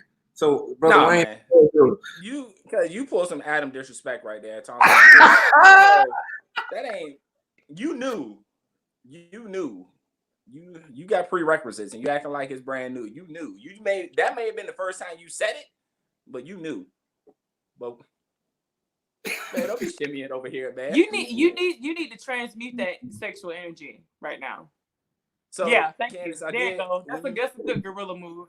When you brought that topic up, I did what I do, and I went to what we call Gunny Google, and I had to take a quick snapshot at it. Adam Napoleon Hill or Chew. I don't know if Adam read the Napoleon Hill. You're not in the Christians Against Google group. I don't know them people. Okay. She's so disrespectful. I'm telling you. We Christians that use Google. Right. Go ahead, Wayne, please. I'm sorry. So Napoleon Hill put a piece out there for Chew that you may have stumbled across in one of your books, but it sounds as if it's really about the chakra piece, Candace, and making sure that your body is fully aligned with everything you got going on. Yeah, there are lots. I feel you. I feel you and I hear you and I see all the places that you're coming from. But I'm still with the wet spot friction mentality. You don't, because we caviar. But that's okay. No, we caviar as a group. This is one of those in another thing moments. We caviar. So take it back, Wayne, because I got something for that. Yeah. So for me, it's still that it's a wet spot and friction conversation, Adam. It's a physical pleasure thing. Man, let me tell you. Hold on. One of my favorite quotes ever. That wet spot and friction. Yeah. One of my favorite quotes. I just want to appreciate you for that. Just don't put it on a shirt. I enjoy that, but I think that can go in two different ways, right? But Candace talked about the being aligned, right? Your body being aligned with your mind or whatever, right? And that takes me to not having sex with people that you don't really care about, because when you care about somebody and that alignment is there, that energy is so much deeper and so much more, it's a much better experience. So are you advocating to not having sex with somebody that you don't care about? I'm just trying to understand. I'm saying that if you care about the person you're having sex with, the sex is better. He don't know what lie he telling right now. Everybody about to sit here and believe that. I just want to know, I just want to know what his angle is right now. You think that you done got out there to Monterey, California, and let that salt water get into your nostrils? You done lost all your sense, huh? Ain't no way in the world we about to sit here got into his and nostrils. take this disrespect from you in this capacity. Wayne, I was just trying to understand his angle. That's all. I just want to know his angle. I mean, I think. Yeah, what is this about? Sex should be like the ultimate expression of the person you care about. So what if we didn't have sex? No, then how would you ultimately express to the person that you care about? There's no correlation. There's no correlation between that physical act and how much you care about somebody. Those are two separate ball games. I don't even know what Candace just asked, but Adam is being disrespectful right now for the simple fact. He's being disrespectful right now. Wayne, and you can attest to this. He's being disrespectful right now because you don't.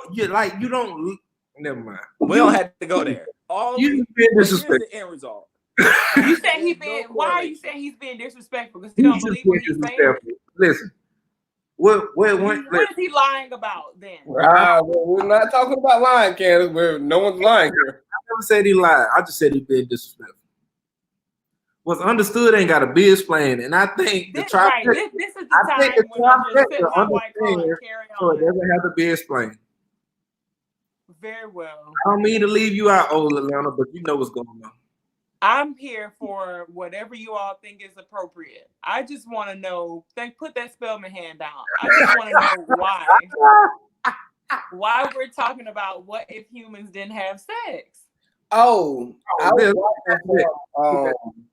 was watching some documentary or some shit, and it was like some animals that didn't have sex to reproduce, and I was just like, "What animal was this?" I don't remember. I don't remember how I was watching or where it came from. They're probably not here no more. You sound very disappointed in the animal, too. I am, because we are here. Part of the reason. Hold up. I ain't gonna say we are here. It's not the sole reason, but 90% is to reproduce, to keep this shit going. I'm saying we reproduce, but we just don't reproduce through sex. What do we reproduce? Got it. It's an option, Adam. Cool. At the end of the day, courtesy of today's medical practice, there are some ways to pull that off, and people will still function just fine as far as creating a human. I'm talking about taking away sex from our social lives. How does it change the world? That's right. Everybody don't have the option. Animals, everybody don't have the options that we have as humans, right? So we can choose to not reproduce with the opposite sex. Yeah, ain't no deer with no fat asses. Choose that and still go on as a society. I'm not saying that's what I'm going for, Wayne. I'm just being devil's advocate, right? I'm reproducing. What? I'm reproducing with the opposite sex. As a animal, if the animal chooses not to reproduce with the opposite sex, they can't go to a sperm bank. A woman can and have a child. What the fuck a dog gonna do if a female dog don't want a male dog? Move on. Okay, all right. I'm not playing along. So move on. That's nature. That's the nature of the animal. All right. They go through their seasons. They go through their what they call it, their heats and stuff like that. That's the nature of the animal. That's the life cycle piece. But that's not what Adam's talking about. Adam wants some other stuff right now. He over there not completely peeling this thing back. So if you don't want to peel it back, Adam, we're gonna have to go into some true caviar. Yeah, the airdropping scenario. We're gonna have to change the subject because you playing around. No, I told y'all the real reason for the conversation. All right, let's go into that. Let's dive. Yeah. Go ahead, Adam. Say us into this part. First song, dive in.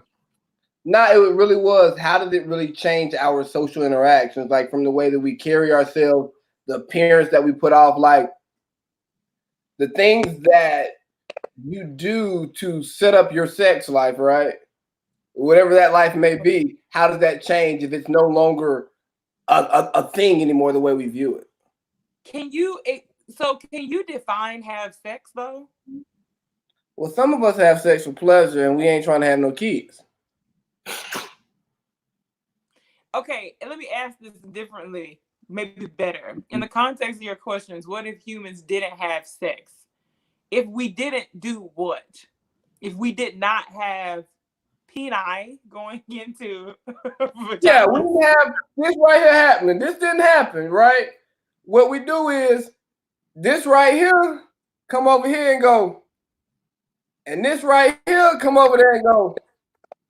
So are you saying that there's no activity, there's no genitalia at all? There's no touching. There's no touching. But it's still the opposites though. It's yeah, still you have the opposites to create the younger being, but the focus is only creating the younger being. The focus isn't the pleasure or the emotion, the feelings, all the other stuff that comes along with a sexual relationship. So what you're asking is, what if humans didn't have sexual desire? Yes. There we go. That's the question we're getting at. Personally, right? Why would I want to put myself in that position with somebody? Like the end goal is still the same, to procreate, right? So why would I put myself in a position that if this is me and this is this motherfucker and this brings nothing, why would I want to put myself in that situation? Like what are we doing? You said the end goal is to procreate. So you're gonna tell me every time that's the end goal. You get how the shit work. It's not every time. So Adam, okay. I'll tell you, right? So hey, help me out, man. I'm tagging you in on this. The end state is the hedonistic thinking, right? It's about that. It's about pleasure for self, or pleasure for self. It's that hedonistic thinking that's in there. It's hilarious, by the way. Oh, she out of control. It's about what it is that you want to accomplish. You want to make yourself feel good in some capacity, and using that act is the way to go forth and do it. Your conversation of what if we didn't, then we'll find another way to please ourselves, whether it's sports, naps, whatever it is that makes us feel good. We're going to find a way to do whatever it is that makes us feel good. If it's just about the hedonistic nature, if it's about keeping life forms flowing and growing and keeping the human nature or the human species functioning, it's a different ballgame. Oh, I'm not getting into that whole science. Humans not. No. I'm just talking about the social shit. I don't care about science. The social dynamic depends on how you view the act. If you view the act as every person that you're attracted to, you need to lay down with, that's an issue you got to deal with. But if it's about if you can actually have healthy relationships with people that don't involve romance or intimacy or orgasm, then you have a pretty good chance at being okay in life. But if everything you do is derived around the next time you climax, you probably already in a deep dark place. I think before we go far off of what Wayne has said, because I know y'all have responses to it. No, wait, is Teddy singing? Is he on mute? No, I wasn't saying words because you were talking. I didn't want to be taking climax over you talking. Yo, you got a song to say that. They ain't never stopped you before. Well, I'm telling you. It's different when it's like this virtual world. I don't know how it's gonna sound on, when there's two mics in the room. I know how that's gonna sound. Can it go losing her breath with that laugh?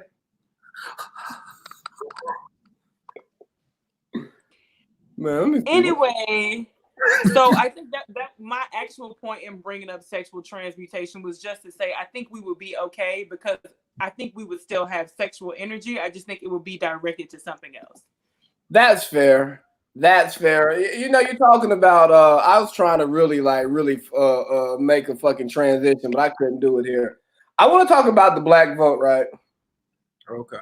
Because it's election season. And not to get into how we feel about particular candidates, right? Because I'm not here to talk about your thoughts on a candidate or any of that shit, right?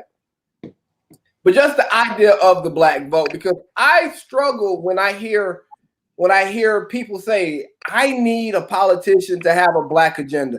I need you to speak to me in order to get my vote. And I get politicians want the black vote, but Democrats win 95% of the black vote in national elections, so they get the black vote. But when it comes to this black agenda, and it really should be more so the black agenda than the black vote, what is the black agenda? So first off, I'm gonna just go into what you brought up earlier with Diddy and whoever else the fuck he was arguing. Oh yeah, Diddy pretty much came out and said, "Hey, we're not giving you our vote. You got to hold the black vote." Hey, Diddy, shut the fuck up. You don't tell. I don't know what I want to vote for. At this point, do not tell me who the fuck to vote for. All I know right now is who we don't need there. And this is just my personal opinion. I'm not putting this on nobody else. I just know who I feel like we don't need there. But as a public voice, I don't feel like you should come out and tell people like to basically who would your vote. Mm. And that's what I feel. What he was doing was basically saying like if the opposer or who we have right now does not have a black agenda, don't give him your vote. So where does your vote go at that point? To who we have now? Nah, it's gonna go to hell. You just gonna leave it at home. That's my question. It was vote or die, but now it's just die and don't vote, nigga. So that's my question that I have for y'all, right? So like from what he said, right? If he's telling you that, like if you don't have a black agenda, and this is my question for all three of y'all, if you don't have a black agenda, and this is what he said, don't just automatically give him your vote. So in this current situation, if there is two new candidates, it's a little different situation. But with what we have right now, if the opposer doesn't have a black agenda, your vote, either you don't vote or you automatically give the other person your vote. Am I seeing this wrong or? No, I think you have a point. It's not like we're having this conversation at a spot like months ago. We're having this conversation now with the situation being what it actually is probably going to turn out like. Right. This person is this person. So your choices are slimmer. It sounds like what you're saying. Until the primary came out, though. That didn't come out months ago when we were still trying to figure out who the primary was going to be. That came out after we knew who the primary was. Right, exactly. So then your choices are way smaller. So, right. I think you have a point. Either you make this hard stance that one of them has to have a black agenda, or you're saying if neither one of them has a black agenda, then what you gonna do? Well, I know what I'm gonna do, but I'm saying if you're somebody that has influence, like what are you telling people to do? Because you're basically it sounds like he, without thinking about it carefully, he's saying either because for me find somebody with a black, you find that one of these people have a black agenda, or you just don't vote at all. Like there are no real options. For me, for my research, I'm gonna research and figure out who I'm voting for. But all black people are not gonna research. They're gonna see what the masses of who they are around go for.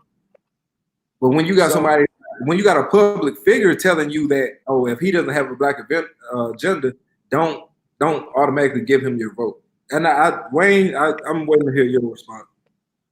So I'm with you on this one, Andrew. I saw your message, man. It's more so like this. I don't care about the agenda of melanin, right? I care about what's in the best interest of the people. Go ahead. What you about to say? Love Andrew Sharp, my boy. Love your vote on your opinion on that also. So when I look at it, it's more so along the lines of my issue right now isn't with the federal government vote. My issue is our vote in the local community. It's the people that I'm voting for and how that regulation directly impacts my local community that I'm living in is where I want to see more people engaged in the voting process. That's where I want to see more people with the active vote. The big time presidential vote, that's a good thing to vote for. That's cute. But the one that has more of an impact on where you're currently at in your life is the local primaries. I would like to see more conversation towards the local primaries as a focus and agenda more so than what we focus in on the presidential nomination. The presidential vote, it is important. It has a place, but the conversation, to me, the thing that directly impacts the communities that I've lived in is that local election and how they're going to govern the neighborhoods and the communities that we're living in. To me, that has more value than that big time presidential conversation. But that I don't care if you stand up. Go ahead. But that don't get clicks. Don't nobody want to talk about your city manager, the motherfucker. That's where my concern comes in, is that we're having these conversations for the purpose of clickbait. I don't care about any clickbait. I want to know what you're going to do to help put the right people in the office to prevent issues like what happened in Brunswick, that the entire legal community that's publicly appointed are in a position where they're in cahoots with the supremacists that are currently running around, and they're saying, you know what, we'll go 3 months before we even take action. And if that video never went public, we can easily brush this one under the rug. I want to make sure that we're voting in a capacity that the people are employing laws and putting themselves in a position where education is going to be a focus, not because of your melanin, but because that's something that's going to help move this nation forward, community by community by community. I think we overlook the local elections as a whole.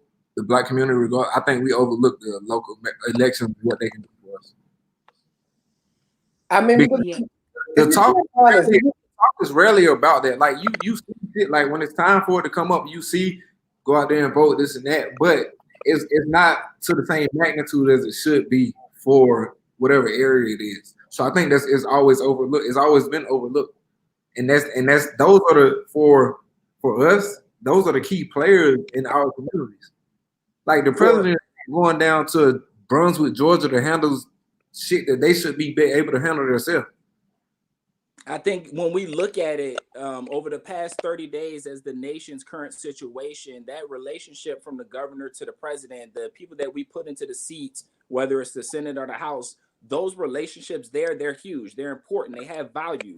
But those are the people that are our voice. Those are the people that are going forth and they're speaking on what's in our best interest. The people that communicate directly with the people that we put in the House and we put in the Senate, those are our local leaders. Those are the people that are supposed to be looking for our best interest. So if we're at a point where we're historically overlooking that, there's no scenario where the actions that we're taking and the conversations, the things that we want to occur, they're not going to improve without us putting forth that effort in our local community. It has to start locally first. I completely agree. But this should be, if nothing else has proven that to us, this current situation should show us that, because it took a third DA to get anything pushed from this situation.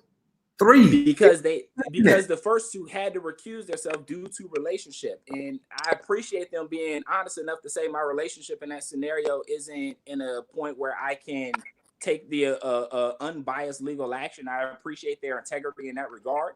My concern is making sure that we put people in the office that have an unbiased perspective on matters of race, ethnicity, hate crimes, and things to that effect. So that way we can start to transition away from the conversation about color, and we can start focusing in on the best interest of moving the nation forward and continue to remain relevant in the world's bigger ecosystem.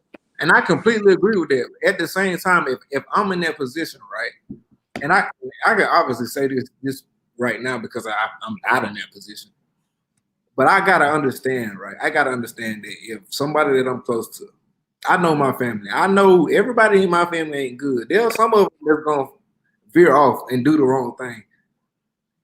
And if that comes to me, if this is the position that I'm in to protect and defend, I got to do what's right, regardless of my relationship. Even if I recuse myself from the situation after the fact, I got to put what I would do, even if it wasn't I got to look at it if it wasn't my family or somebody that I'm close to.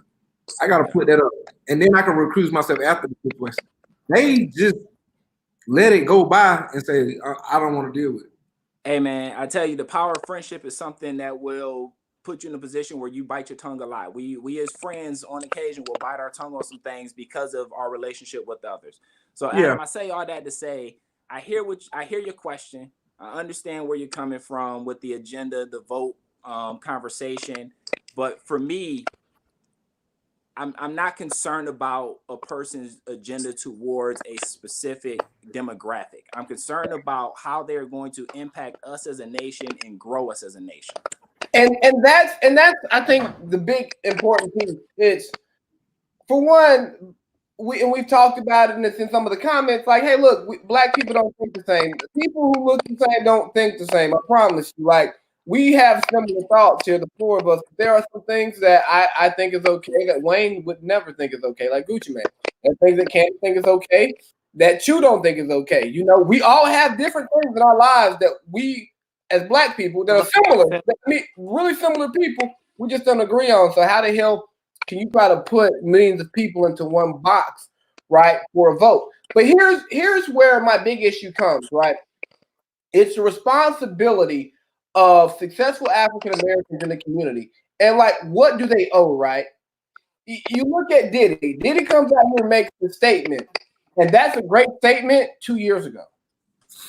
Right now, at the time in which he made it, I don't want to hear that, right? And even though I don't personally agree with those with race-specific agendas, I understand that there is a place for that conversation, because if somebody is pushing for that type of agenda, whereas I'm like, hey, let's just try to find things that work for everyone. It puts us in a place to where there may be some race-specific stuff that you want to see happen, right? And then you think about Michael Jordan, right? And it came out in the documentary that he had the opportunity to endorse the candidate. He didn't, because he was like, hey, I don't really know. I'm not going to tie my name to this. He later paid money but he paid money to the campaign, but it was years later. It was not that same campaign. And some people really criticize him for it. Some people say, hey, look, he didn't know, so he shouldn't have spoken, which I agree with. But at the same time, should he have had an opinion on what was going on, where he's from? And more importantly, Diddy comes out with this opinion. I don't like it, because I'm like, hey, you're a billionaire. Don't tell me how to vote, because even though we're black, your billionaireness is different from me. From me as a thousandaire, you know, I'm running a multi-$1,000 corporation here, enterprise. I'm not Diddy. I ain't got revolt. I'm bad boy. But what is the responsibility of these celebrities? Because like, I think what LeBron does is dope, but at the same time, like, hey nigga, you rap. Oh, you dance. Oh, you play basketball. I don't know that if you're as well versed in matters that actually matter as I am, because I live it and I study it. So I'm not saying I agree with shut up and dribble, because I don't. But I agree with, if you don't know what you're supposed to know, hey, yeah, shut the fuck up, bro. We don't need you out here putting bad shit into the atmosphere. Like, we got mad at Kanye for putting bad shit into the atmosphere, right? We don't want that. So what do y'all call with celebrities and their opinions? More importantly, successful African Americans and what they owe to the community.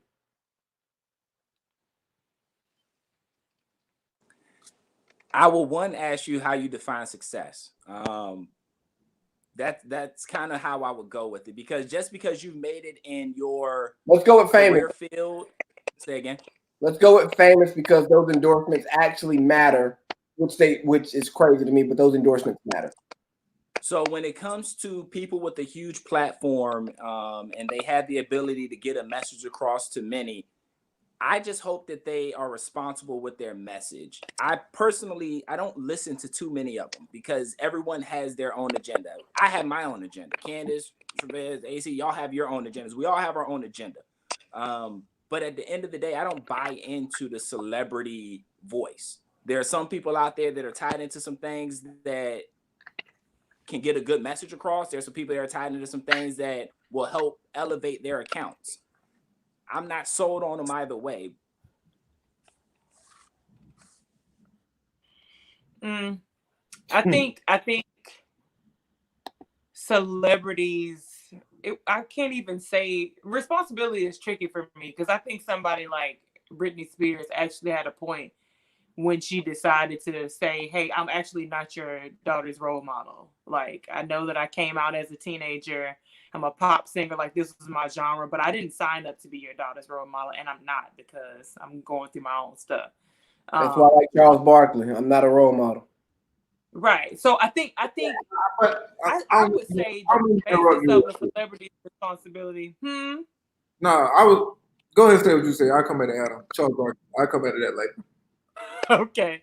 I just think, to me, the basis of someone's responsibility, who lots of people are looking at, is to say what you should and shouldn't look at me for.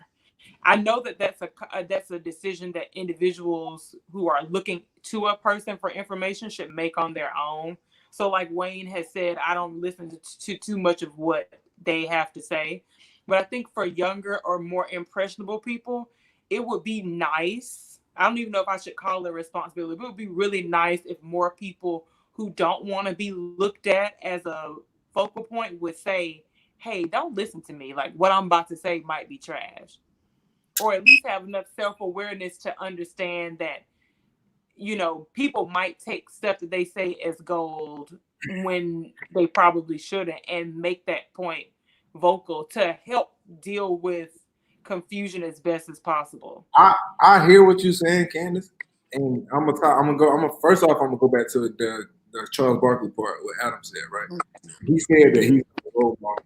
He also came up in a time period where he could say that he's not a role model because Jordan was still going on right now, and at that time he was the quote unquote the role model. But hey, the thing about Jordan is Jordan felt the same way, but he was just so damn popular he couldn't say it. That's why this documentary is so crazy, because him come out saying, "Hey, you might think I'm a bad person, yeah, nigga, because you were a bad person. You just really now we say that just really popular." But in the black community at that point, who was saying that he wasn't a role model? Who wasn't looking up? Nobody was saying it because they couldn't say it, because if you spoke out against Jordan as a basketball player, you're a hater because he's beating you. But it's like, no, this nigga just sucks. He's a terrible person. He can't turn it off. He comes to the front of the plane to take the niggas who barely making $1 million. He coming up to take their money, and he making all the money in the world. Like, he didn't know that, right? Terrible person. Let me tell you who was saying that Michael Jordan was a role model when I was a young one in school. White people? Everyone. Oh. When we had Black History Month, okay, while Michael Jordan was still yet playing basketball, we were talking about Malcolm X, Dr. King, Ronald E. McNair, Madam C.J. Walker, Michael Jordan. So now I understand that the context that each of those people was highlighted was in like their specific field of expertise, but it was not like an uncommon theme to say, you know, attain this level of success. The whole gotta be like Mike campaign. Let me caveat. Let's be like Mike. Let's be like a fucking asshole. I want to caveat to that. And after I speak, I want to rant because he's moved that hand too many times to not to say anything else. So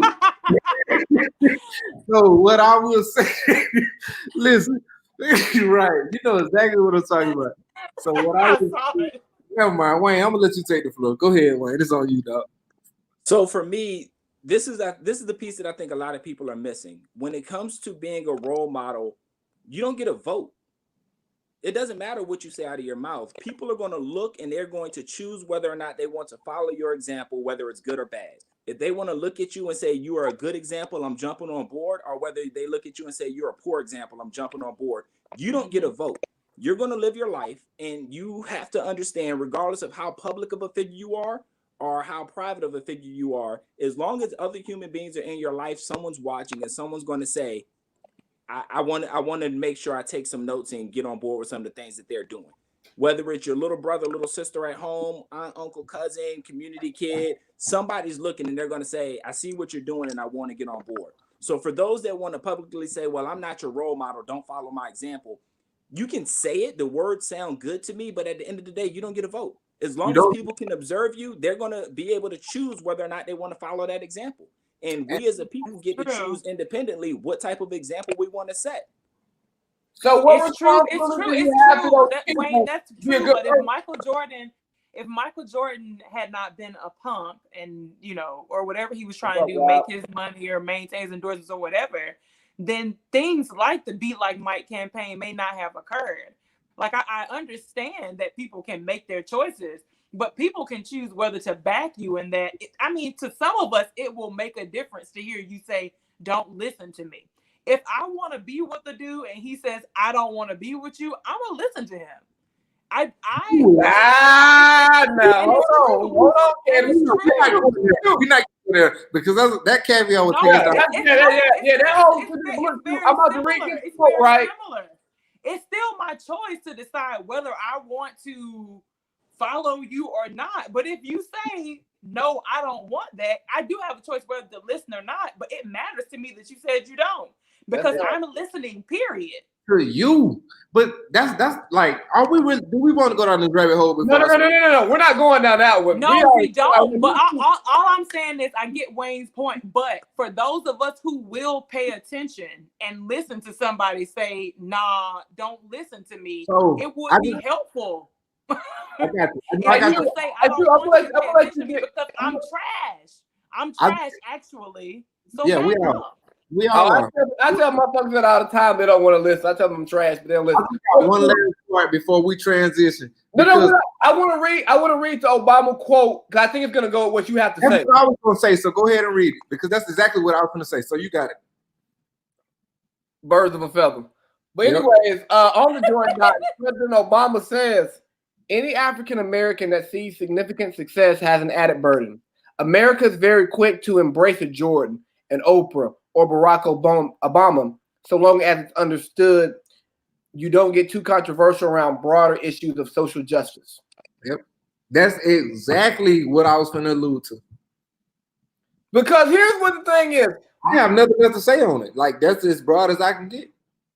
Because what happens is, because we don't control national media, right? We don't control it. The powers that be control who our true role models are because they put the people on a pedestal that they want to put on a pedestal. Like, there are things I can say about Oprah that aren't great, but she's a billionaire and she does all this other stuff and she gives out free cars and this and that, but Oprah sucks too. There's things I can say about a Michael Jordan, right? And even with a Martin Luther King, who I think there is a lot to be learned from him. I fuck with a lot of stuff that he says. I'm a fan of Martin Luther King. He is a lot more swallowable pause than a Malcolm X. There's a reason why King is adored a little bit more. There's a reason why, like, Beyonce and Jay-Z became these woke motherfuckers when they became billionaires, not when they were grinding millionaires. Like, there is a certain level of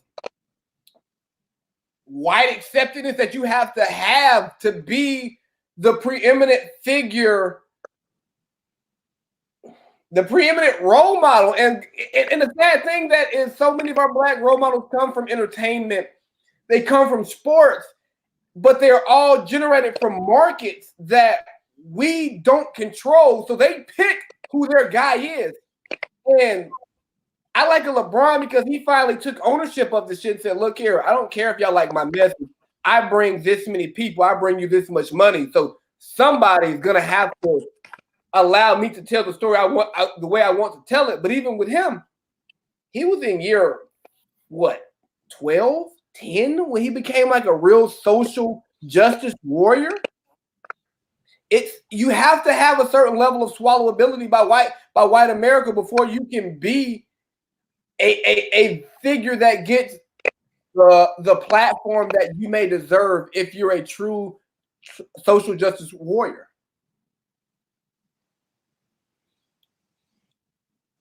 Well, what about this is the third time I've mentioned Shaun King. What about Shaun King? Yeah, I'm not giving a fuck about Shaun King. I know you don't. No, I think what Shaun King does is great. I just disagree with a lot of stuff that he says. But right, but what about this swallowability? Does he have that? Because if he does, I don't see it. No, he doesn't have the swallowability, but like I think Shaun King is effective in a small group that likes Shaun King. People who are looking for Shaun King can find Shaun King. I don't follow Shaun King.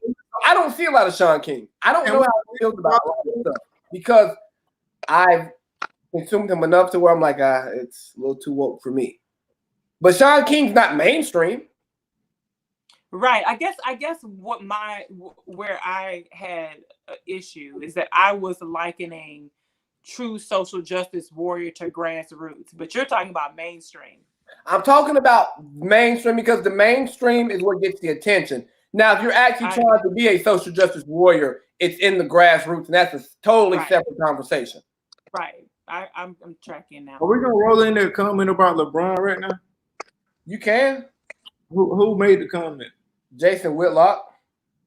I ain't got to pull it up. So let me. It's in the Instagram group. Somebody has it quicker than I do. All right, I got it. So LeBron says, "This is." I'm gonna read the thread, the 3-person or 2-person thread. Okay. So LeBron says, "We're literally hunted every day, every time we step foot outside the comfort of our homes. Can't even go for a damn jog, man. Like, what the fuck, man? Are you kidding me? No, man, for real. Are you kidding me? I'm sorry, Ahmaud. Rest in peace, and my prayers and blessings sent to you." And then Jason Whitlock responds, "This isn't helpful. It's Twitter trolling. Is using the man's tragedy to build a brand as more outspoken than Michael Jordan. There are all kinds of ways to draw attention to this tragedy. Suggesting that we are hunted every day, every time is just shit stirring." And then Matt Barnes responds, "You always got some shit to say. What the fuck are you doing besides cooning?" I like Matt Barnes. I'm happy that Matt Barnes is becoming mainstream media. I love it. And listen, and Candace, I had the person that I had this conversation with was I ain't never met him, but I know her because of you. But she really agree with Matt Barnes, his platform, because of how he was in the NBA. And we had the conversation. And I was like, "Yo, I get what you're saying, but Matt Barnes and who else is on there with him? Steven Jackson. Matt, yeah, she don't agree with either one of them. Matt Barnes and Steven Jackson, but because of who they are, they touch topics that nobody else wants to touch. Right. And I appreciate that. Yeah, all the star players. That conversation, she understood where it's coming from. Right. And as Wayne would say, this tweet or whatever this is, Instagram comment or whatever, is very consistent with Matt Barnes' character. Like, he's straight line. Matt Barnes has been the same.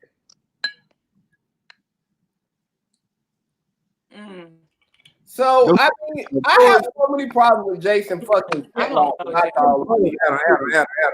Let me stop you for a minute. Pour your drink. Wayne, take the floor, bro. He got a face. I'm trying to figure out what it means. I already know.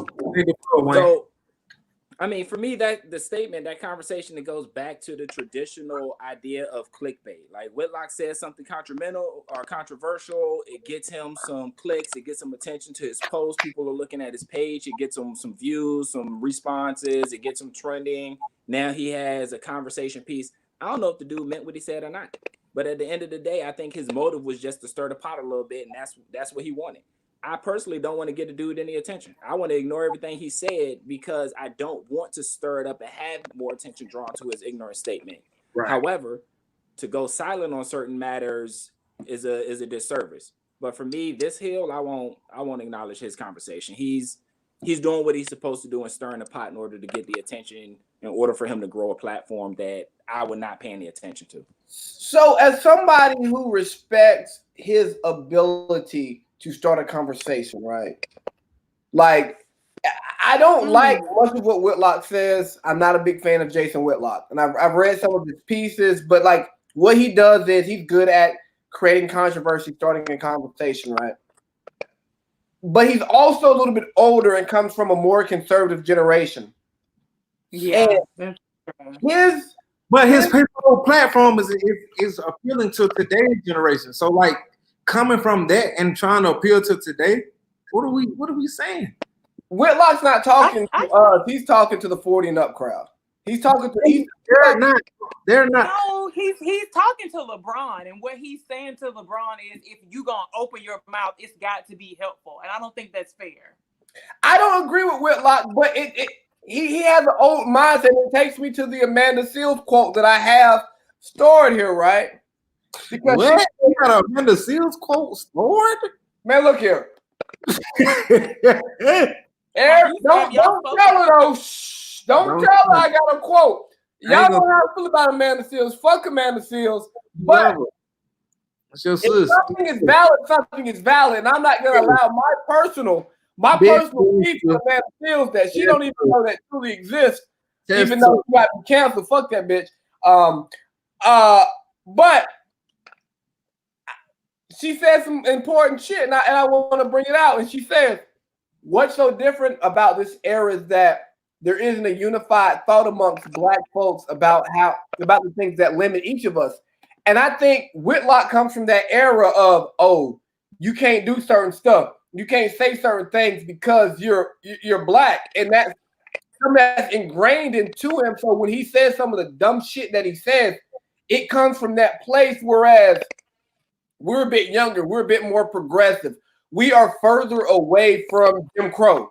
And every year you start your life further away from Jim Crow, you just see the world differently. Despite the racism that we deal with, your brain is just wired differently. So I think that Amanda Seals speaks to where we're trying to go. It's like, hey man, these white people are gonna tell us this, that, and the third. We're gonna do what we're gonna say and do what we want to do, and fuck the consequences. Can I ask a question? Yeah. What wired your brain differently? You getting older, or you just being around different people? My life experience, being around different people.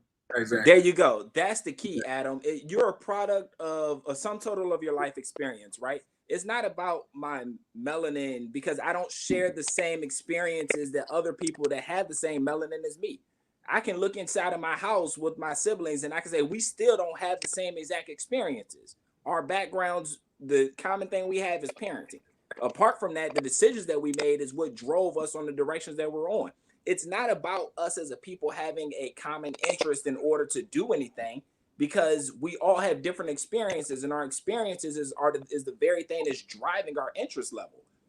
That it's the statements of a Black vote, the statements of we as a Black people need to be united in thought, so on and so forth. To me, those are some extremely divisive statements. Those don't bring anyone together in a unified format. Those are the types of statements that are actually putting asunder the people in this nation.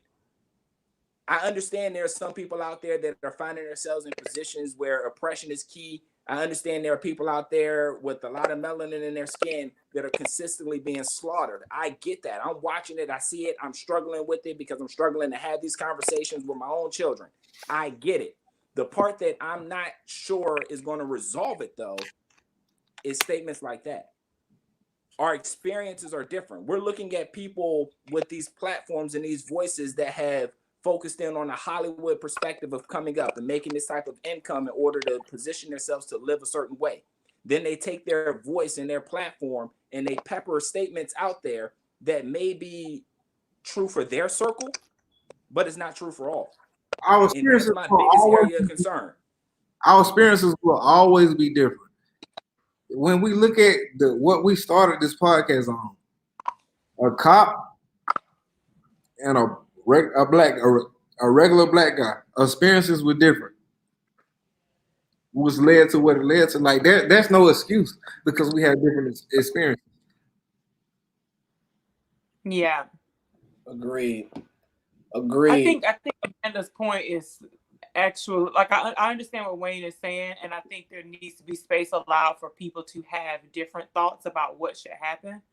But I think I sort of agree with what she's saying still. If I replaced I agree with unified thought, I agree with it too, because I'm agreeing with what we've said. Yeah. If I could replace unified thought with unified idea of solution or something, or maybe like a unified idea that a solution is required, that we just can't go on this way, then I think that would be more in line with how I feel about it. I think what we're missing is the idea that we have the need that this needs to be the end of this. So we have to find the answer to Wayne's question earlier, which is what do we do to stop it? And that was something that you couldn't avoid in Jim Crow. Like it had gotten to the high of high. And I think there's a level of comfort that we're kind of wafting in, unless it's somebody in our family who just got shot on a run. You know, we heighten it. You know, we run with Maud for the weekend, and then what's happening next weekend? So you couldn't do that Jim Crow era.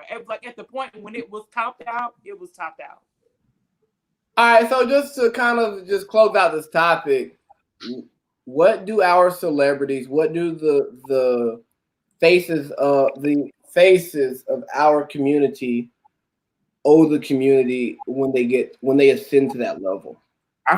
So personally, I feel like regardless of if you want it or not, LeBron, regardless of if he wants what he has or not, you got to understand that because of your fame, there are people that are following you. And I think he takes it, he understands that, and he moved from that.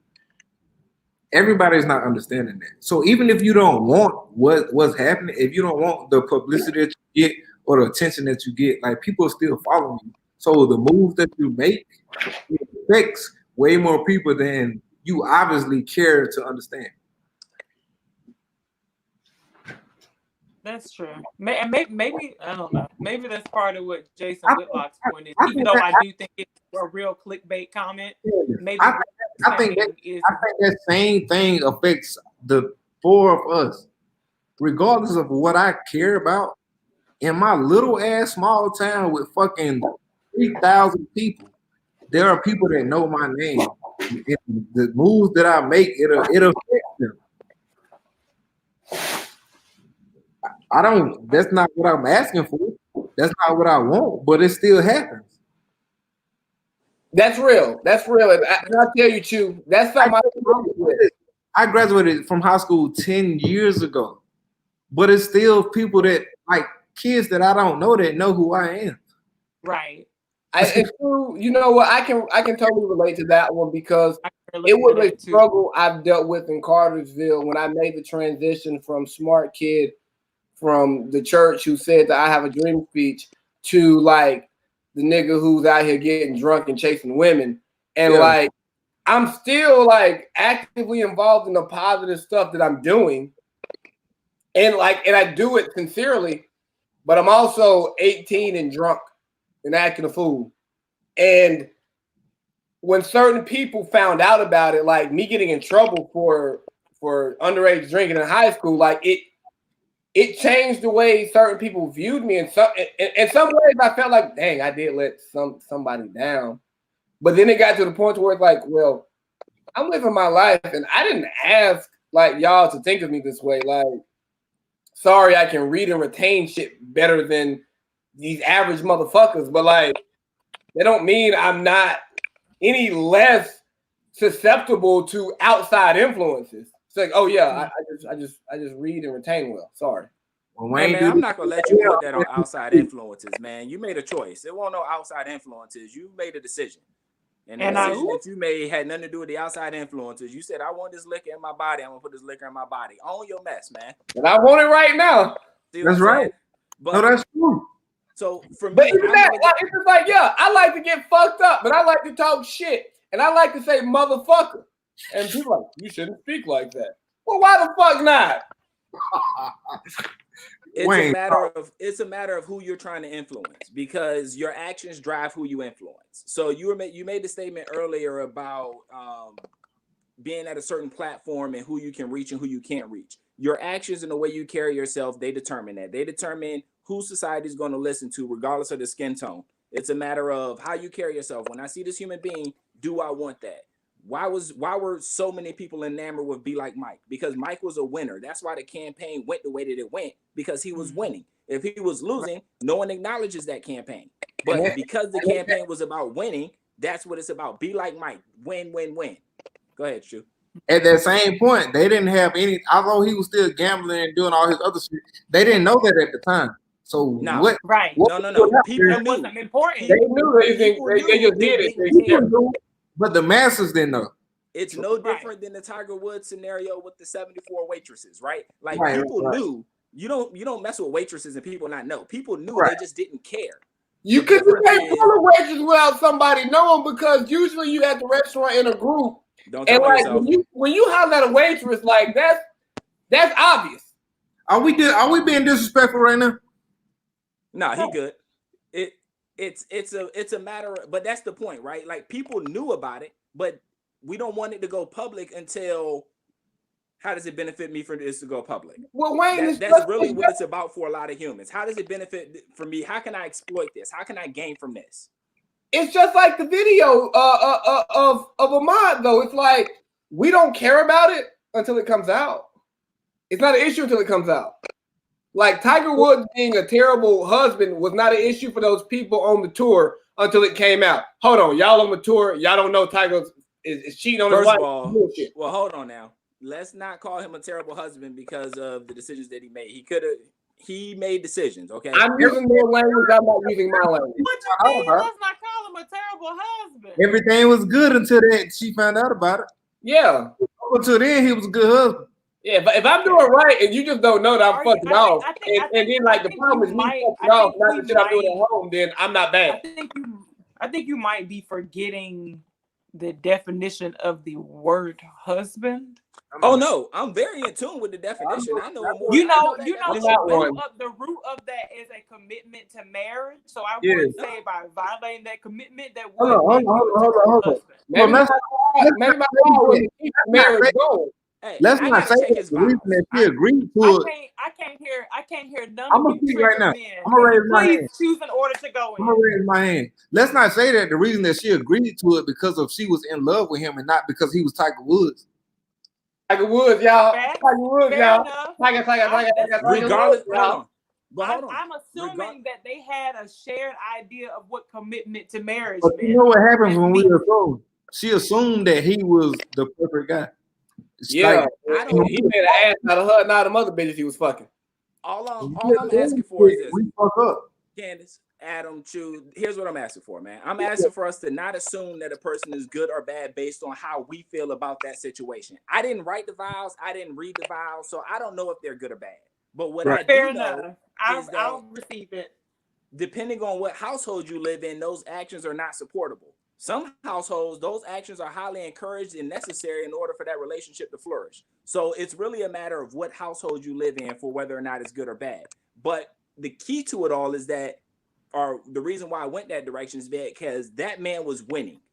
And then the decisions and the things that he did on the side helped him as a winner. It was once he started to cut down those antics, everything about he as a player, as a competitor, everything about it changed. I said that when it happened, I said he's not going to be the same. I'm like, him living that double life, it made him him. It gave him his swagger, his confidence, his edge, him knowing that he could go to Applebee's, pull the waitress, and go home and be a daddy. It made him Tiger. It gave him that Tiger swagger that made him everybody else. So who was this combat nigga that won the Masters? Hey, man, look, you don't know what he's doing right now, Chu. Maybe he got him signing NDAs now. Okay. But I think you made a good point of that he is Tiger Woods, and I don't think Elon would be messing with any other random nigga named Tiger unless he wouldn't. Huh. No, I'm completely agree with that. I'm just saying, like, who the fuck was that? I'm just saying, who came back and won the Masters though? Well, look, we got caveat. We got caveat because I want to talk about some equal rights, right? Let's caveat, please. And you know that's the name of the probably most enlightening group text in the world today is "But Equal Rights." I don't think there's more to learn about life. Are you gonna publish some material? Huh? Are y'all going to publish? Yeah, we're doing it right now.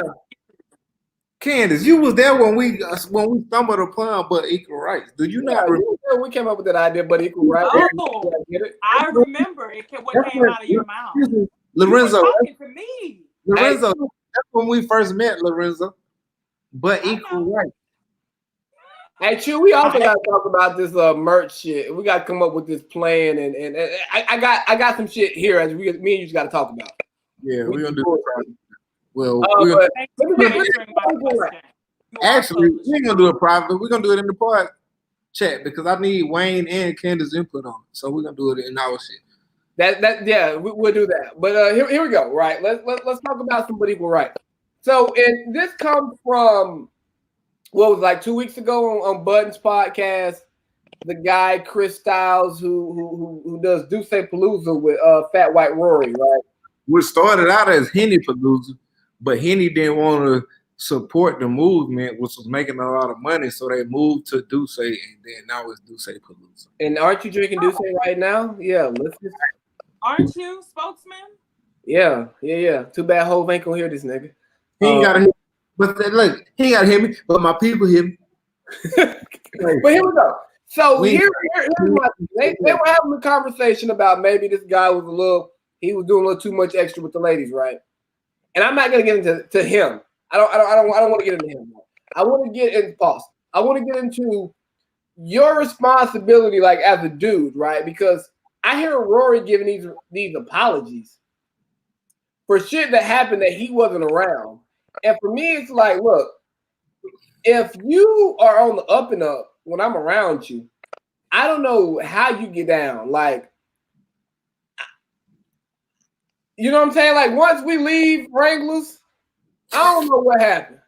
I get in my Uber, you walk home, you get in your Uber, you get in your car, you go back to Amwad. I don't know what you're doing, but at the end of the day, I'm responsible for me and what I do once I leave that place. So if I do some out of line shit, right, and multiple people say it, there's only multiple women who I've been in close quarters with come out and say something like that. Mm-hmm. Chu or Wayne should not feel any sense of responsibility.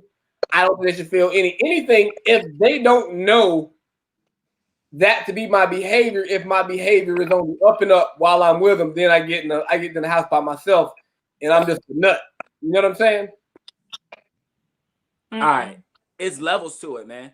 Okay. So for me, if I'm a person that says, I know you and we run together and the things that you say I vouch for and the things that you do I vouch for, if you're a person that I'm going to advertise, I'm going to speak up for, I'm going to push out there and say, hey, I support what this dude has going on. When it comes to certain actions, I'm confident that at some point, before I give you my nod of approval, I want to converse with you about some of those things that are considered taboo topics. We're going to have some hard conversations before I stand up and say, hey, this is my guy. We're going to have some hard conversations. And to me, I think that would allow me to get a pretty good idea of who you are and how you roll. That's fair. Yes. That's nice. It's really nice. However, the thing is that stuff happens to us after we've already given that nod of approval, right? So we have certain agreements or whatever. We're cool. We have all this long-standing relationship. This is usually when the stuff pops up. It's like we've been down for a minute and then all of a sudden, boom, somebody says, he assaulted me or, freaking, I don't know, he messed with this girl when he was with this one. Like, did you know that? Has anybody told her? Some stuff like that usually happens. So the battle is usually the character that I know of this person and what I've signed up for versus this new thing that challenges the character. What have you signed up? Then, and I'm with you. Like to Wayne's point of I've seen you, we had these hard conversations. This is my guy. Like I already started calling him that. And that's how This something new happens. What do you do with the new information? No, to me, depends. I find that guys usually do nothing with it. I think your responsibility as a human being, regardless of whether you're male, female, or whatever, is to be clear about what energy you're allowing in your space consistently. Candace. If you feel good about the energy, with a T on it. Good with a T on it.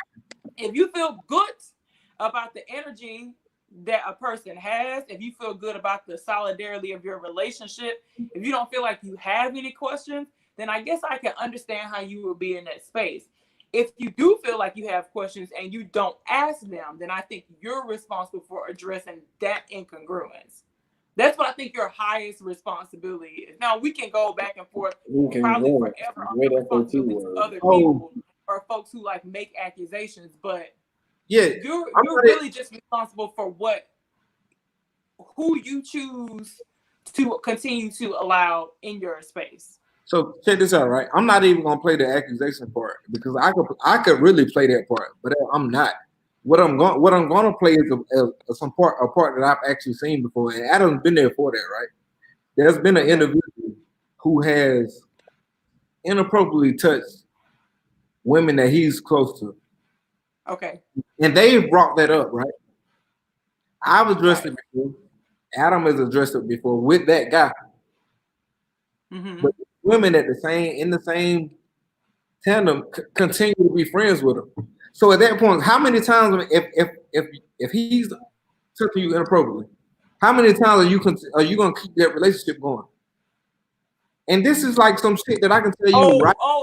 You're saying the girls keep coming around. Till this day, they're not dealing with him in a sexual nature, but they still if they're having an event at his house, if they're having an event at their house, they invite him. After other guys that they're close to have to address the situation that they so-called say bothers them, him being too friendly, him touching them. Yeah, but I tell you what, there's a conversation we can have off this motherfucker, boy. I can go for 2 hours on that shit. At what point does that stop being my responsibility? It's not ever. That's what I'm saying. Is that if you're saying that these women find this to be an issue and they continue to keep going around as a human, though, it's also her responsibility. As a human, if I see somebody, if somebody that I'm close to, if I see you and somebody's bothering you, somebody's touching you, and it's inappropriate to you, we're close. I feel like that's my responsibility to step into that and say something. But to be honest, the thing that's really bothering you about that is that you feel bothered about it. If you didn't feel bothered about it, it wouldn't be a topic of conversation. Hey Candace. Hey, hold on. Real quick though. After we're done with this, because I see where this is going, if we give you full context, it'll make more sense. Yeah. So I'm sure it will. I'm sure. Yeah. All I'm saying is to answer. I'm only answering your question. Okay. How much responsibility do you have for the action of your friends? You're just responsible for who you're choosing to be friends with. Okay. And making sure you know who that person is, and then making your choices accordingly. That's all you're responsible for. Right. So here's where it becomes an equal rights thing, right? Because in that same conversation, they talked about like as men we're supposed to take care of women. But in 2020, y'all women can do all bad by yourself. And on a serious note, there is a dynamic that has changed, that the woman is more independent than she once was.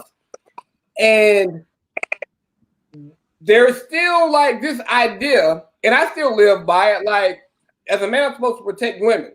Like if I'm walking on the street with a woman, I still stand like on the street side, and like it's small, but it's like it's you know how many people question why I stand on the outside when I'm walking? Because they wasn't raised right.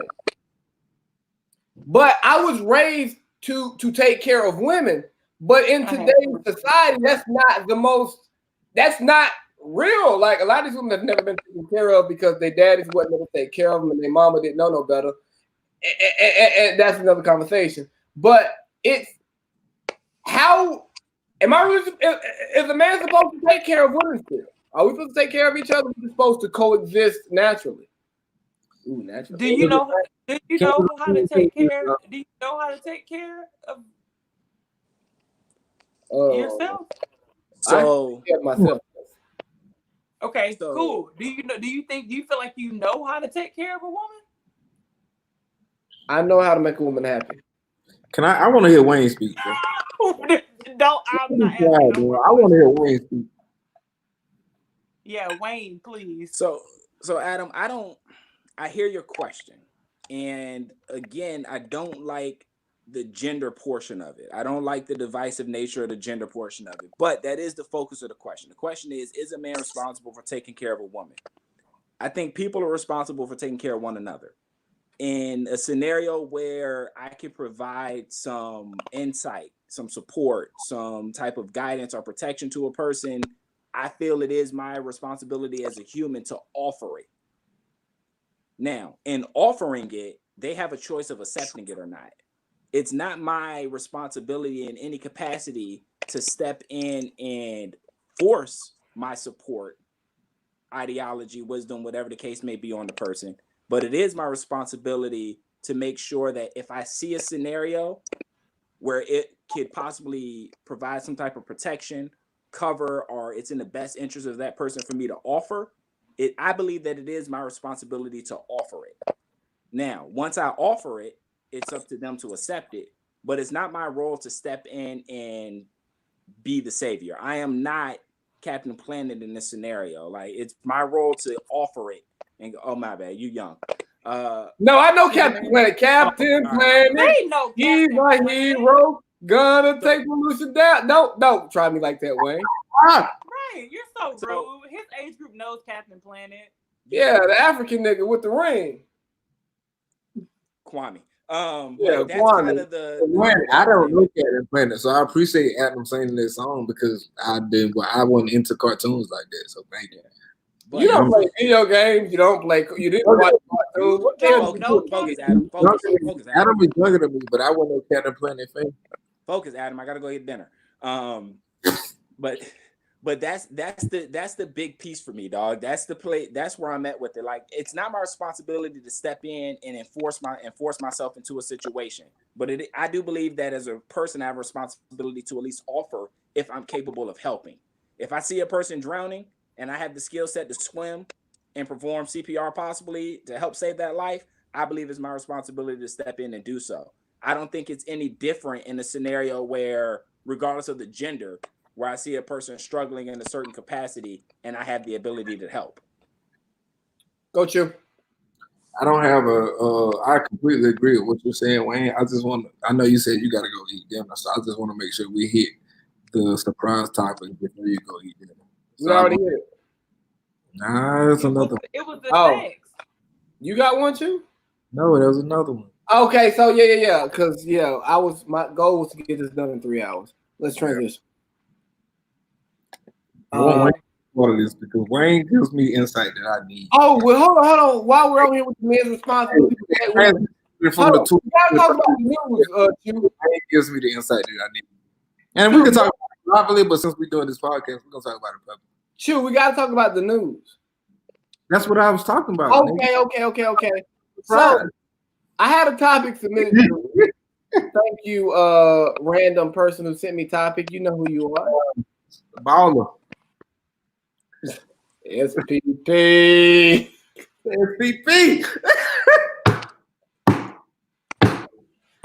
But anyway, so the topic was, once you break up, what do you do with the news?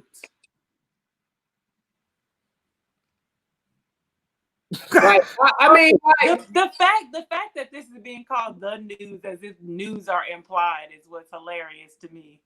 Well, listen. I read the original message, but I put out of there what you do with the news. I celibate person. We talking to the ones out here that are not celebrating.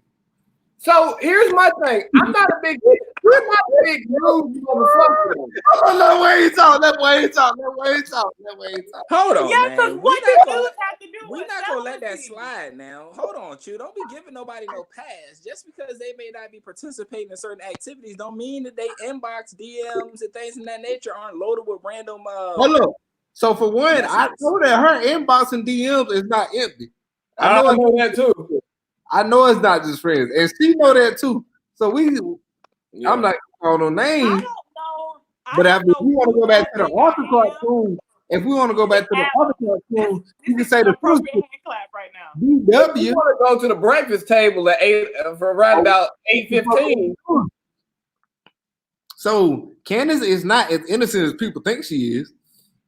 All I know is this when people thought when it was us three than they did when it was 17. I just want people to understand that I don't think you innocent, and we don't. Thank you, because I'm not. But You I got your also don't have I'm gonna tell you one reason. in my DMs. gonna tell you one reason. You got on red lipstick and hoop earrings. You know that shit wasn't allowed when you came up. You know it wasn't allowed. Red lipstick and hoop earrings. Come on, sis. You are Hold on. Your country is showing so bad. Talk to me. That's Johnson right there. I'm listening to Wayne. She is reflecting her inner congresswoman. Okay, don't put that pressure on her. AOC has that same look, and she is a respectable woman. Don't put that pressure on her for them hoop earrings. Candace is a very respectable woman, but what I'm saying is, I'm talking about what her mom would say when young Lovelace was coming up with that red lipstick and them hoop earrings, and she got rhinestones in it. Wayne, come on, bro. Hey, so the question is though, what do you do? There are no rhinestones anywhere. She trying to save herself with the head wrap. No. But what did you do with the nudes after the breakup? So can I speak first? I'm gonna speak first. Thank you, Adam. I'm gonna speak first. So what do you do with the news after the breakup? So typically with me, I never save your face. I never save news until my camera roll, right? And literally, me and Adam actually talked about this before it came up. And I was talking to this young lady, and I was looking for pictures of me when I was younger in my phone, like little kid pictures. So I'm going back through all these old pictures, and I'm seeing pictures of me with girls that I was talking to like years ago, that I was dealing with years ago. And I'm like, why haven't I deleted this shit? But it was never I've never saved news out of the message thread into my actual photo library. But then again, with today, the way the iPhone works is like, if you go to the message thread, you can click info and go to photos, and you can literally just see photos. So now it's somebody that I ain't talked to since 2017. And every photo that we send each other, you can see through this shit. But it's not. Hot take, I don't do nudes. Same thing. I've never really been a huge fan of them. I was always like, I want to see. Never asked for it, but I've been sent them plenty of time. Right. And I've asked for them, but I've never asked and been like caring if you said yes. I'm like asking, like if you say yes, I'm like yes. But if you don't, I don't care. Like I'm waiting to hear the elder speak. I don't want to hear you talk. I want to hear the elder speak. I just want to note for listeners that he's really not an elder. He's just the elder of us. Yeah, of us. Yeah. Candace, neither of y'all are elders. Like y'all like 2 years older, so like we're the same age, but y'all just older. No, Wayne ain't 2 years older. You said, hey, when you said you graduated high school like 10 years ago, I was like, I'm about to hit 20. But Wayne got us by like 10 years, and Candace is just like just. She's about 5. Yeah, she got me by about 5. I'm the young nigga out here. I'm gonna let Candace go first because I did take some pokes at her character. You take pokes at your character, Candace? We're gonna drink to that. Take no pokes at my character. He just told lies about my DMs that he don't know about. I was gonna say something. I don't have nothing to say about news. I don't have nothing to say about news because I don't believe in sending those. But you tell us about your DMs. Ain't nothing in there. Ain't nobody hit me up in my DMs like, man, I just want to tell you I think you so beautiful, and I ain't having no dialogues with people in my DMs. Sure. I will show. What happened? Hey, what happened when Wayne left Bahrain? I know somebody who touched them DMs. I know them DMs. What happened when Uncle Wayne? I'll show you. We can get on the Zoom, and I'll share my screen, and we can go through my DMs. Can we just get back to what you do with the news? You can't go through my DMs. I'll tell you that now. I don't do nothing with them because I ain't trying to send nobody. I'm talking about Wayne, man. I'm talking about Wayne. Candace, you ain't gotta show me nothing. But I understand what happened when Wayne left because there was a conception that, this was the thing. Mm-hmm. Even when he came back, there was 3 people that said something to me was like, oh, she back. Where is such and such? I was like, that was never a thing. And what's crazy true is that conversation still occurs. If I got still on Instagram, it's not her over. in it, that conversation still occurs. People know that I was cool with both of y'all, so they just gonna assume that I'm just saying what I'm saying. Yeah. Like you towing the party line. Yeah. Anyway, like Adam said, without my DMs. I just want to know what Wayne gonna do with the news. So Wayne, what do you do with the news? I don't do nothing with them. I typically delete after receiving. Like there's no value in me holding on to anything in that nature. Yeah, I don't beat up the news. That's a whole new conversation. But for me, there's no scenario where I'm gonna hold on to any of those photos. There's no value in that. Just not my bag. You waving I don't need a picture of it. I done seen the real thing already. I know what it looks like. I got an imagination. Well, there's some fun that can go along with it. That's a different Let them conversation. talk, But at the end of the day, that's not. Y'all do your I don't see any value in holding on to them. Me neither. And in today's generation, most of the news recycled anyway. Like the one she sent to 17 other dudes anyway. So you ain't got nothing special in your inbox. No. Let me tell you a news story, right? How unoriginal. I'm not. No, it's real though, because I'm not a big news guy. But I was having a conversation, and like the conversation flowed in the news, and I was like, "Here, you know what I mean? You got it, you know what I mean? You go ahead and drop some things off." And the pictures were in like it was at night, but it was sunlight in the picture. Like one was like outside. I'm just like, you didn't even make me fresh news. You just went to your camera roll and sent me the news. I'm unimpressed. Yeah, that's crazy. He treated me like one of the available. That's wild. Well, I really want a dude who want a girl who keep news on standby, and I don't want a dude who keep news or like flex shots on standby to just send for no reason. That's freaking terrible. For disclosure, that situation went nowhere because I was just totally turned off by receiving recycled news. Are we doing this? Okay. Adam, is there disrespect? I say it to you this way. I feel you, dog. I get it. It's about time for me to go eat dinner. All right, when you go eat dinner, shit. Let me see. We hit all the important stuff that I wanted to hit. This was fun. I really enjoyed this with you all. If we can figure out how to do this in like an hour and a half. We have never. We don't even. We sit down before work and have breakfast, and it goes longer than an hour and a half. So like even this one right now, you gonna split up into two different segments. Yeah, we're not even gonna finish the pod, but that's neither here. What we will have to do is have a shorter topic list. Yeah. It won't matter. It really won't because the topic list isn't that long. Like it's not long at all. Like the first topic was 40 minutes. Yeah, it was 50 actually. Well, that's mainly because of your Teddy Riley's type antics. Well, I was about to say, Teddy, don't. Teddy. I gotta go back and listen to this shit. And I don't know what the hell y'all talking about either. You're gonna see some comments in there from Dre. Dre was dragging you. Nigga, you the only person that was echoing. Well, look, put our shit on mute. You was echoing, not us. Well, I didn't know. That's why I was asking. Man, look, Dre was talking shit because Dre. I know why Dre talking shit. You know Dre angry. I goddamn Hiroshima Nagasaki Dre ass, and he goddamn won't smoke. Dre he just want to get a little get back because of that goddamn joke I put on his head, and he ain't got nothing for it yet. You heard about that. Let that hurt go. Hey Dre, shout out, man. But yeah, I love you, man. I appreciate you for sharing, listening, and all that shit. But yeah, you know that like D Will's verses. I can't goddamn Tank and Too Short look like Dre and D Will. I'm sorry. Ken's down there looking like Eric Badu though. But look, man, this is fun. I love y'all motherfuckers. Wayne, you go eat because I'm about to end this broadcast. Candace, you don't get off yet. Me and you gotta talk to you about something. Okay, I'm ready. World, this was beautiful. I love y'all. Hey, family, thanks for coming back. What I haven't told y'all is I'm hoping to do this once a month. This happening again.